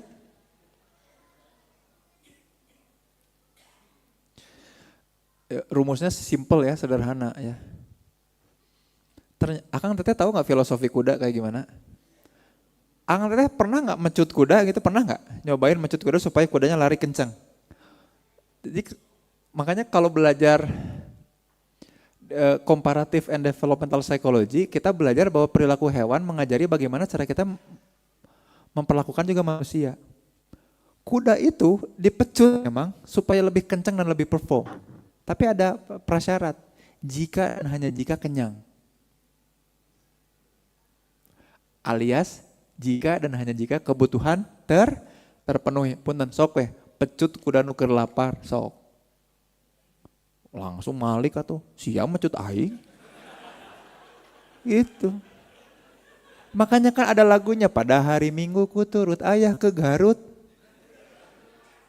Naik delman butut tariku kuda butut oge. Duduk samping Pak Kusir yang sedang cemberut. Candahar ya teh. Sang kusir memecut, si kuda balik, cemberut, cinggelut. Eta laguna. Itu tuh namanya filosofi kuda yang dinyanyikan oleh orang-orang Garut. Moal apaleun Bapak aing lagu eta mah ada filosofi kuda ini mah. Artinya apa? Sekuat apapun akang teteh pengen nge-encourage orang lain untuk bisa bergerak, moving on, moving forward. Selama kebutuhannya belum terpenuhi, moal ke mana-mana. Gak mau dia dijebretkeun nanti naik levelnya mata, gak bisa kan. Jangan sok tahu, itu bisa. Maka yang bisa kita lakukan, tanya apa kebutuhanmu. Orang mah yang diperhatikan, perhatiin aja. Jangan-jangan kebutuhan dia masih di situ. Gak bisa yang aku ajak tadi ngomongin soal makro. Ada orang mah yang ulin weh, nyantai weh, nongkrong weh, orang ngopi weh. Americano yoh di macaan. Americano di maca, pakai maca. Sekarang mah ada lagi ya Americano di sanguan ya, ada nggak sangu di cappuccinoan di luhurna geningan. Naon atuh ieu teh. Ya Allah ya Rob, aya wae jelema ya. Kayak gitu tah, nu kieu. Tapi akang teh jangan mikir bahwa aku tuh jadi support system kamu.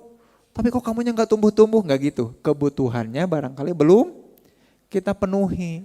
Tiap orang ternyata nggak punya kebutuhan-kebutuhan yang khusus atau khusus ya.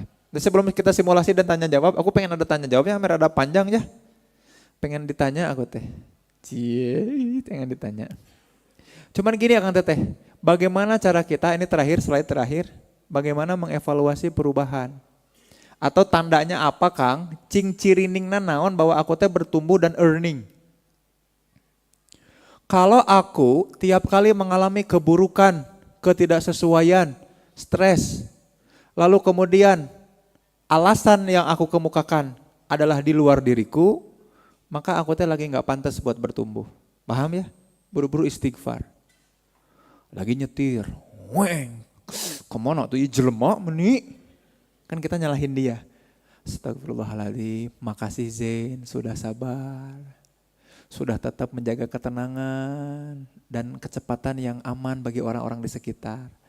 Kita doakan dia. Fa'fu anhum wastaghfir lahu. Entong imah diudag, dipepet. Kemana sih ya? Sakira rusuma ini di kamari tuh. Enggak. Fa'fu anhum. Jadi pas nanti ketemu di perempatan teh, insya Allah aku maafin. Aku mohonkan supaya engkau diampuni dosanya. Terus dia orang teh, kunaon sih teh? Oh itu ningalikeun bari angguk-angguk ya sih dipelet dengan si orang itu teh. Ega kermelet gini Kang teh, tiap kali menemui kesulitan, hambatan, tantangan kehidupan, lalu alasan yang kita bangun selalu aja tentang orang lain, tentang di luar diri, itu kita masih ada di lingkaran terluar.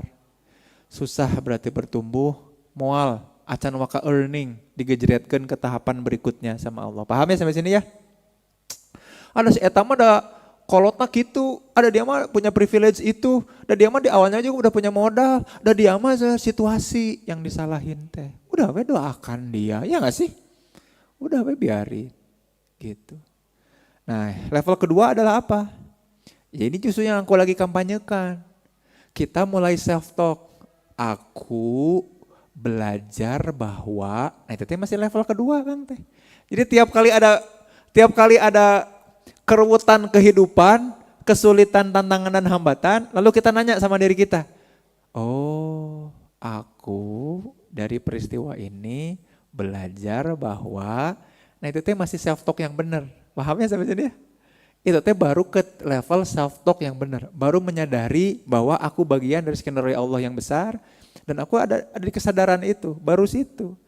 Tapi level selanjutnya adalah way of thinking. Ini ngubah cara aku untuk melihat realitas dunia. Makanya selalu bersyukur, makanya selalu bersabar.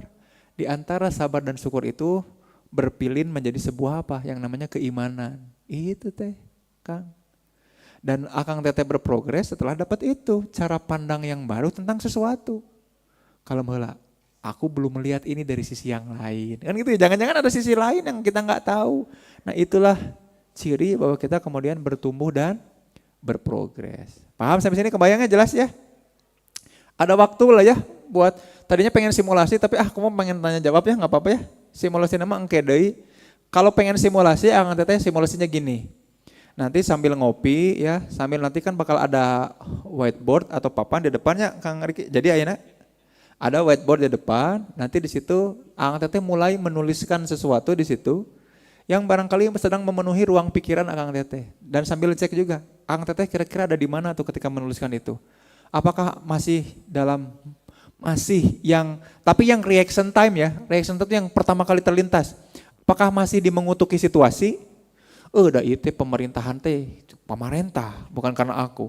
Iya mah gara-gara si eta bukan aku. Nah kalau masih ada di level itu, oh ya Allah masih jauh tapi izinkan aku berproses dan berprogres. Gitu paham ya sampai sini ya? Nah itu teh evaluasi nanti sambil ngopi kan, kita kan malam mingguan teh ngopi, atau malam minggu pira aku teh ngopi. Paste atau teh ngopi mau bisa paste. No kopi no paste.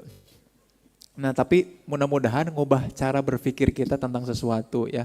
Itu yang kemudian jadi penting. Nah kalau mau simulasi itu. Simulasi kedua adalah kenalan Kang teh sama orang di kanan kiri teh. Jangan biarkan wajah itu teh terlewat dari bayangan kita. Ya Allah, aku ingin ngedoain orang-orang yang di kanan kiriku ini nih. Orang-orang yang barangkali dia teh jadi saksi utama bahwa aku teh rajin ke Allah teh minta dilembutkan sama Allah hatinya. Kan gitu ya. Akang teh kan datanya ke Allah teh bukan ke Masjid Al-Kafirun kan. Ada nya masjid eta mah bukan karena embung oke, tapi kan minta dilembutkan ke Allah teh. Mana enak datang ke Allah teh jadi lembut kita teh. Ya Allah ya Karim ya Rabb ya. Jadi jangan lupa nanti setelah sesi ini sambil nulis ke depan, sambil ngopi bareng, Kang teh kenalan teu pira bae poho ngaranna oge kan. Minimal kalau ketemu lagi di malam minggu berikutnya. Kang damang, namun kering mah moal dia. Damang atuh. Gitu ya, nikmati momen-momen progres ini karena kan kita nggak tahu ya siapa yang benar-benar jadi someone spesial someday maybe kita di akhirat. Yang nyari-nyari kita aku teh asa duduk berduaan bareng gitu. Allahu a'lam bishawab ya. Mangga Kang Riki.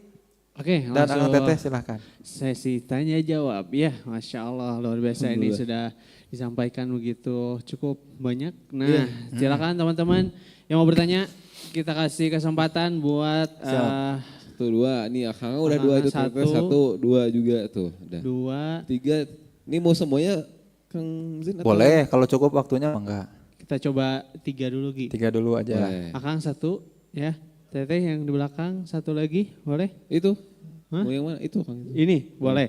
Silakan kasih mic-nya Gi, perkenalkan namanya siapa? Namanya siapa, mana? domisili NPWP ya. Nah itu kalau bawa SKCK enggak? SKCK. SKTM gak mampu nanya jadi SKTM. SKCK. SKTM eta mah tidak mampu. Bismillahirrahmanirrahim. Assalamualaikum warahmatullahi wabarakatuh. Waalaikumsalam warahmatullahi. Terima kasih untuk kesempatannya. Di sini nama saya Didot. Saya dari Bandung, dari Sawah Kurung. Kang Zain, saya tuh dari kemarin ngikutin kajian Kang Zain itu sangat tertarik gitu ya. Jadi banyak yang relate banget dengan kehidupan gitu. Kehidupan saya pribadi in case sama dengan berada di wilayah pendidik gitu. Jadi punya murid-murid juga gitu. Notabene kalau saya ada di lingkungan anak sekolahan juga gitu. Salah satu sekolah, beberapa sekolah di Bandung, SMA khususnya gitu. Nah, dengan pembahasan kajian hari ini itu adalah membangun aku di lingkungan Reach, Chill, and Slay itu sangat relate banget buat saya pribadi gitu. Nah, terkadang memang kita itu harus ngikutin zaman juga gitu, ngikutin karakter cara mendidik anak-anak dari zaman ke zaman juga gitu. Nah, cuman kadang ada beberapa kasus keberhasilan yang kita ikutin dari cara kita untuk mendidik karakter anak-anak dari setiap era itu kadang ada yang bertolak belakang dengan karakter diri kita sendiri gitu Kang. Nah ini tuh sebenarnya bukan pertanyaan sih, pengen POV aja dari Kang Zain. Kalau Kang Zain itu biasanya menghadapi cara mendidik atau misalnya sharing atau memberikan materi ke orang lain gitu. Untuk diri Kang Zain sendiri sebenarnya ada bisa jadi problem solving buat diri sendiri nggak ketika menghadapi masalah gitu. Jadi kadang kita ngikutin cara mendidik di era zaman sekarang gitu, misalkan ngikutin gitu. Kita nggak bisa jadi idealis pada saat kita mengajarkan di zaman yang sebelumnya gitu, menerapkan gitu. Tapi kadang berhasil gitu, tapi kadang keberhasilan itu tuh nggak jadi kepuasan buat diri kita gitu, karena menurut kita, saya tuh dulu nggak begitu cara keberhasilannya gitu. Nah jadi apakah itu kita terjebak dalam karakteristik yang kita ikutin gitu, atau kayak gimana sih gitu. Aku pengen tahu POV dari Kang Zain tuh, kalau Kang Zain sendiri menghadapinya kayak gimana gitu kan. Kayak gitu sih. Wow, beda. Kalau pendidik mah beda, pertanyaannya tuh yang langsung set, ini aku langsung bikin research paper teh ini. Masya Allah. Jadi mau langsung dijawab, dibawa pulang Kang Zain? Dibawa pulang aja, di take away. Boleh, take away. Ngomongin dulu Kang? Satu, boleh silakan. Mangga. Assalamualaikum warahmatullahi wabarakatuh. Waalaikumsalam. Kenalkan, nama saya Ilham asal Marga Cinta. Izin bertanya Kang. Ilham. Iya. Kang, ketika kita memaafkan tuh kan kadang-kadang suka ada perasaan apa ya, kayak jengkel atau gimana gitu, bahkan kayak mengutuk-utuk lah gitu. Nah, supaya meminimalisir risiko seperti itu tuh seperti apa gitu Kang? Iya, terus yang kedua itu kalau misalkan kan tadi disebutkan bahwa kehidupan tuh ada yang misalkan berhasil, ada yang misalkan gagal di bagian kehidupan itu. Contoh misalkan saya berhasil di karir gitu, tapi di percintaan gagal gitu. Oke. Nah itu apakah normal gitu? Terus langkah-langkah apa saja yang harus dilakukan seperti itu gitu Kang? Cukup sekian gitu. Terima kasih. Wassalamualaikum warahmatullahi wabarakatuh. Waalaikumsalam. Nuhun Kang Ilham ya. Aku sering banget ngeliat Kang Ilham ya di malam minggu. Nuhun. Kang Didot oke nya rajin. Nuhun pisan. Senang. Oke. Terakhir. Mangga terakhir dulu. Yang ketiga dulu. Bismillahirrahmanirrahim. Assalamualaikum warahmatullahi wabarakatuh. Waalaikumsalam warahmatullahi wabarakatuh. Sebelumnya terima kasih Kang Zain udah maparin materinya yang benar-benar banyak banget makna yang aku dapat. Alhamdulillah. Oke, aku tuh Kang Zain baca buku terapi berpikir positif. Namanya siapa teh punten? Oh, Haliza. Khaliza. Ya. Terapi berpikir positif, Dr. Ibrahim Elfiki. Di situ tuh bilang kalau setiap manusia itu punya file kan, punya file pikiran masing-masing. Ada file marah, ada file sedih, ada file bahagia, dan yang lainnya. Nah, ketika aku merasakan sedih, si file sedih itu tuh terbuka, ya. Akhirnya yang menjadikan diri aku ini mengingat kesedihan-kesedihan di file tersebut. Apakah hal itu wajar karena aku sebagai manusia, atau memang aku belum mengikhlaskan, memaafkan masa-masa sedih yang dulu gitu. Hatur nuhun. Wassalamualaikum warahmatullahi wabarakatuh. Waalaikumsalam warahmatullahi wabarakatuh. Luar biasa pertanyaannya ya. Keren-keren, Masya Allah. Gia mah filenya file ini ya, korup ya. File korup, bad sector. Bad sector. Masya Allah. 404 not power. Aduh, Masya Allah ya Rabbi. Duh.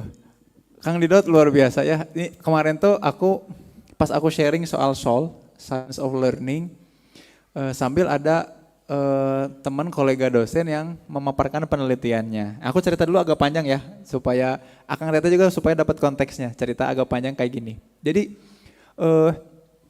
sekarang teh lagi ada profesor datang ke UPI dari Jepang, terus kami tanya, kalau di Jepang ada sekolah inklusi apa enggak? Sekolah inklusi itu gimana? Memang ada sekolah dengan school for special needs, ya, sekolah untuk kebutuhan khusus. Tapi pertanyaan beliau tuh kayak gini, emang siapa sih di antara kita yang gak punya kebutuhan khusus? Teteh, Akang punya kebutuhan yang khusus gak? Pasti punya ya. Kebutuhan umum ada ya. Di sanguannya kan kebutuhan umum itu mah sanguan, cai kan gitu, itu mah kebutuhan umum. Tapi kita semua pasti punya kebutuhan khusus. Yang kayaknya bisa deh di apa-apain tuh si kebutuhan khususnya itu. Nah ini yang menarik tuh kayak gini. Ada anak di Indonesia masuk ke sekolah inklusi katanya terbaik di kota itu. Aripek teh ada sebuah pagelaran assembly, pagelaran siswa, anak ini teh sama sekolahnya malah nggak dilibatin. Ditanya, kenapa anak aku nggak dapat peran di pagelaran ini? Ya soalnya kasihan anak-anak lain terganggu. Lah inklusinya di mana?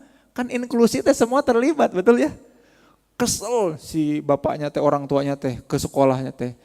Dan bingung ya mau disekolahin kemana lagi karena hanya itu sekolah terbaik di kota itu. Alhamdulillah qadarullahnya si bapak-bapak ini teh kemudian dapat beasiswa untuk kuliah lagi di Jepang. Nah kebetulan ketika di Jepang sekeluarga dibawa. Anak dimasukkan ke sekolah, dikasih tahu dan dites bahwa memang anak ini punya label kebutuhan khusus. Tapi sekolah di Jepang dibilangin kayak gitu, memang ada gitu anak yang gak punya kebutuhan khusus. Setiap anak pasti punya kebutuhannya masing-masing. Yang penting adalah bagaimana cara kita memfasilitasinya. Mudah-mudahan nanti masuk ke pertanyaan ya. Jadi si anak ini ternyata kalau di tesma terindikasi ADHD. Teu bisa cicing, hese buat fokus dan memperhatikan. Hayang nanti ribut dan gerak, SD bayangin ya.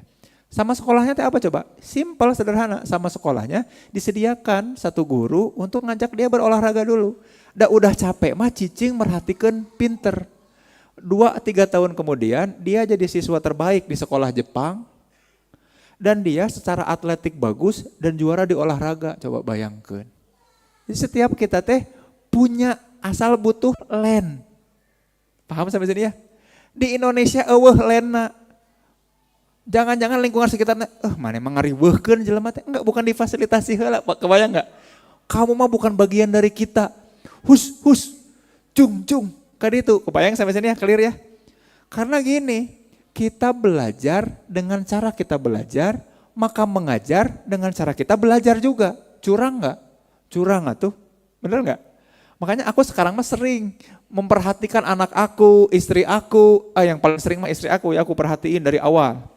Di awal nikah, kenapa? Karena aku pakai prinsip itu. Someone learn the way she learn.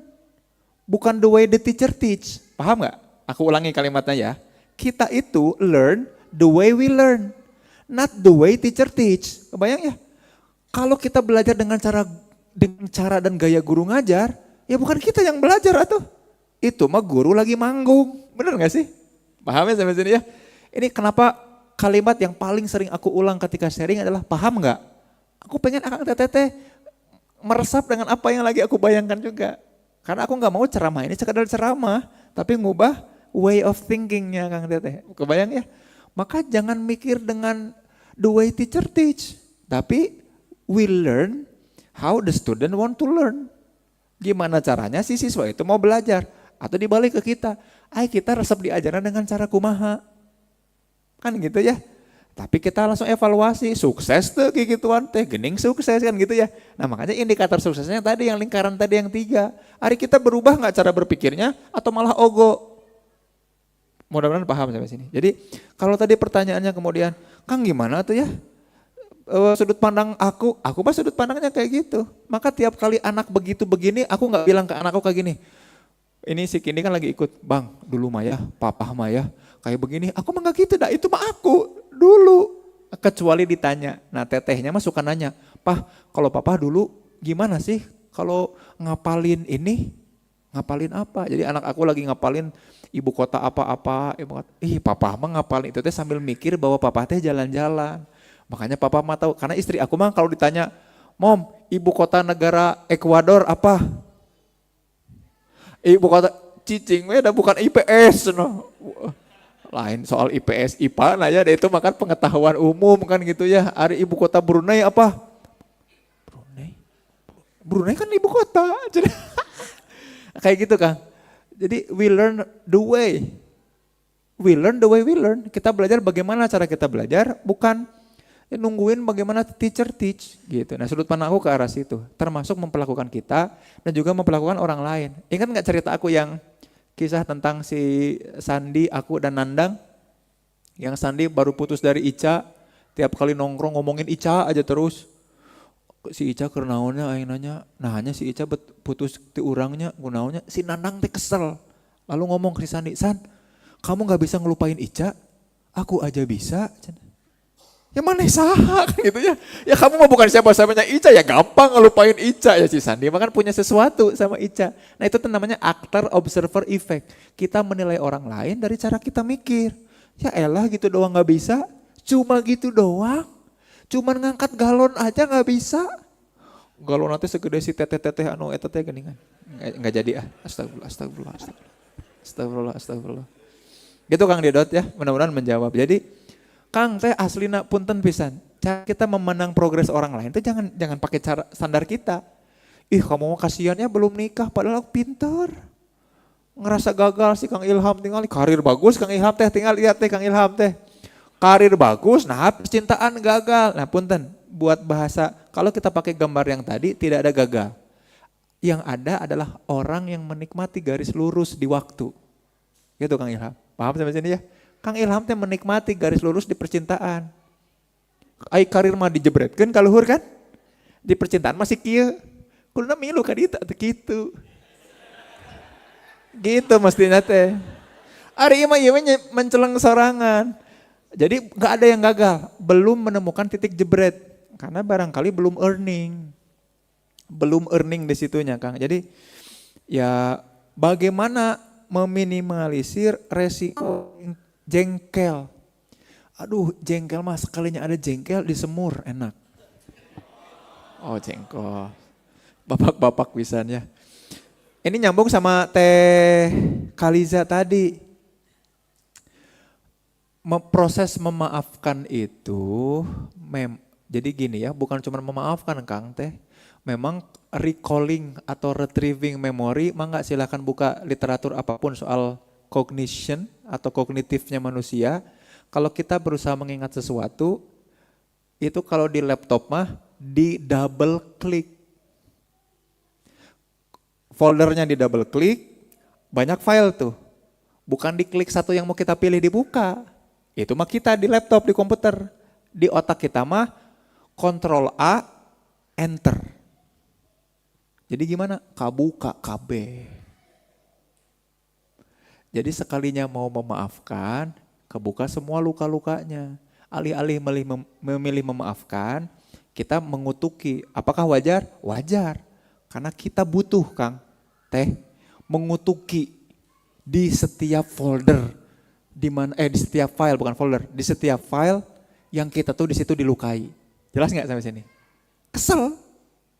Pernah nggak kita senggolan sama orang, dia yang salah, tapi kita karena meureun baik dan kaget, jadinya silahkan. Terus di jalan teh, kuduna ku aing tadi teh carekan heula. Jadi mestinya aku tegur dulu kayak minta ganti kayak kan gitu ya. Nah itu teh ngebuka folder sebelum memaafkan. Paham sampai sini ya? Teh Kaliza mudah-mudahan maaf tuh. Paham. Karena maaf ini memang kata yang sulit untuk dilakukan. Tapi tadi terus sama Allah dan Rasul tadi wanti-wanti ke kita teh. Fa'fu anhum kan gitu. Ya Allah luar biasa. Nah apakah itu wajar atau karena belum mengikhlaskan? Jawabannya ya dua-duanya. Udah mah memang itu wajar dan memang itu proses mengikhlaskan. Kan ikhlas teh memurnikan kembali niatan kita berelasi sama orang lain. Kalau ada rasa jengkelnya jengkelkeun we. Makanya aku mah mengekspresikan aja kekeheul teh ke siapapun teh supaya nggak ada ghil gitu ya. Jadi kalau aku nggak suka sama Kang Gia, Kang Riki aku bilang aja, bro, orang mah tepati sereg, bilang aja dulu tapi di bagian apanya, bukan karena kamunya gitu ya. Nah kan kita mah suka nggak enak kan ya, karena kita mah nggak bisa mengkomunikasikannya, ada jarang mengungkapkan diri teh ya tadi. Hayo ya jadi cebong, entah jadi kodok, padahal ungkapin aja. Aku ngomong gini teh bukan karena kamunya, tapi karena perilakunya. Maka kalau aku marah sama kamu, bukan karena kamu, tapi karena perilaku kamu. Karena perilaku kamu aku yakin bisa berubah dan aku nggak mau kamu berpindah. Gitu. Pengen selalu ada. Jadi kalau ada orang yang marah sama kita cek. Apalagi kalau orang itu marahnya karena perilaku kita bukan karena kitanya. So sweet gitu. Support system kita. Jangan-jangan you are my land. Aku pengen berlabuh di dirimu. Mudah-mudahan ada sesegera mungkin. Itu ya benar-benar kejawab ya Kang Ilham ya. Jadi gak ada yang gagal, gak ada Kang. Yang ada adalah belum nyampe di fasenya. Jadi kalau Akang teteh sampai tua banget belum nikah, Akang sampai tua banget nikah, apakah gagal? Itu belum fasenya weh. Dan Allah Maha tahu apa yang terbaik buat kita. Disimpan yang terbaik. Nah masalahnya kita earning gak? Dipantasin, udah memantaskan diri belum? Udah earning belum? Kalau enggak, takutnya jadi ujian. Kan kita jadi ngetawain orang ya, yang nikah, cerai, nikah, diselingkuhin. Ketawa miris teh gini. Gini hesenya, rumah tangga teh hayang, tapi hese. Hese atau sholat mah ada salamnya, assalamualaikum, assalamualaikum. Ain nikah mah maneh deui, jeung maneh deui. Wah panjang prosesnya, gitu. Ya, gitu aja paling ya Kang Teteh ya, karena sudah jam 9, waktunya kita juga buat ngopi dan paste menuliskan dan juga barangkali akang-akang dan teteh-teteh mau pada sharing satu sama lain ya. Aku akhiri, kita insya Allah ketemu lagi Kang Teteh punten bisa ini mah ya, bukan akunya ini mah mumpung ada kesempatan. Aku teh buat ikutan tapi bukan di endorse, ikutan sebuah travel yang bukan siapa-siapa, aku teh ikut daftar, nggak pada kenal aku. Jadi insya Allah hari Selasa lah minta doanya aku mau umroh insya Allah gitu ya. Nah di sana teh ikut sama rombongan dari Banyumas. Mbah-mbah, pokoknya tengarti bahasana naon dan ikut aku resep. Orang Bandungnya cuman aku sendirian dan resep gitu ya. Jadi pengen menikmati kesendirian, bantu orang tanpa ada pamrih, tanpa pengen dikenal, pengen nyobain hal itu. Pengen nyobain titik di mana aku teh rendah-rendahnya jadi manusia dan mengiba, hoyong ngerewel dan ngerengek di situ teh. Ya Allah. Ini gemes gitu, banyak kegemes aku teh. Nah mudah-mudahan dari situ teh pulang dengan energi yang bagus, energi baik. Nah mudah-mudahan bisa membersamai teman-teman pun nanti ketika teman-teman umroh juga ya. Supaya tadi belah dia ngeunah ceurik mah ya. Tadi dia bari kieu ya gitu ya insya Allah. Mohon doanya ya dan insya Allah aku doain semuanya. Pilih mau nitip doa mah kirim aja ke DM ya supaya aku teh ya Allah ini sahabat aku di Al-Latif teh ya Allah meni banget diuk tapi kebujuran deple ya Allah. Itu ya. Dan sama daya kelepatan. Assalamualaikum warahmatullahi wabarakatuh. Waalaikumsalam warahmatullahi wabarakatuh.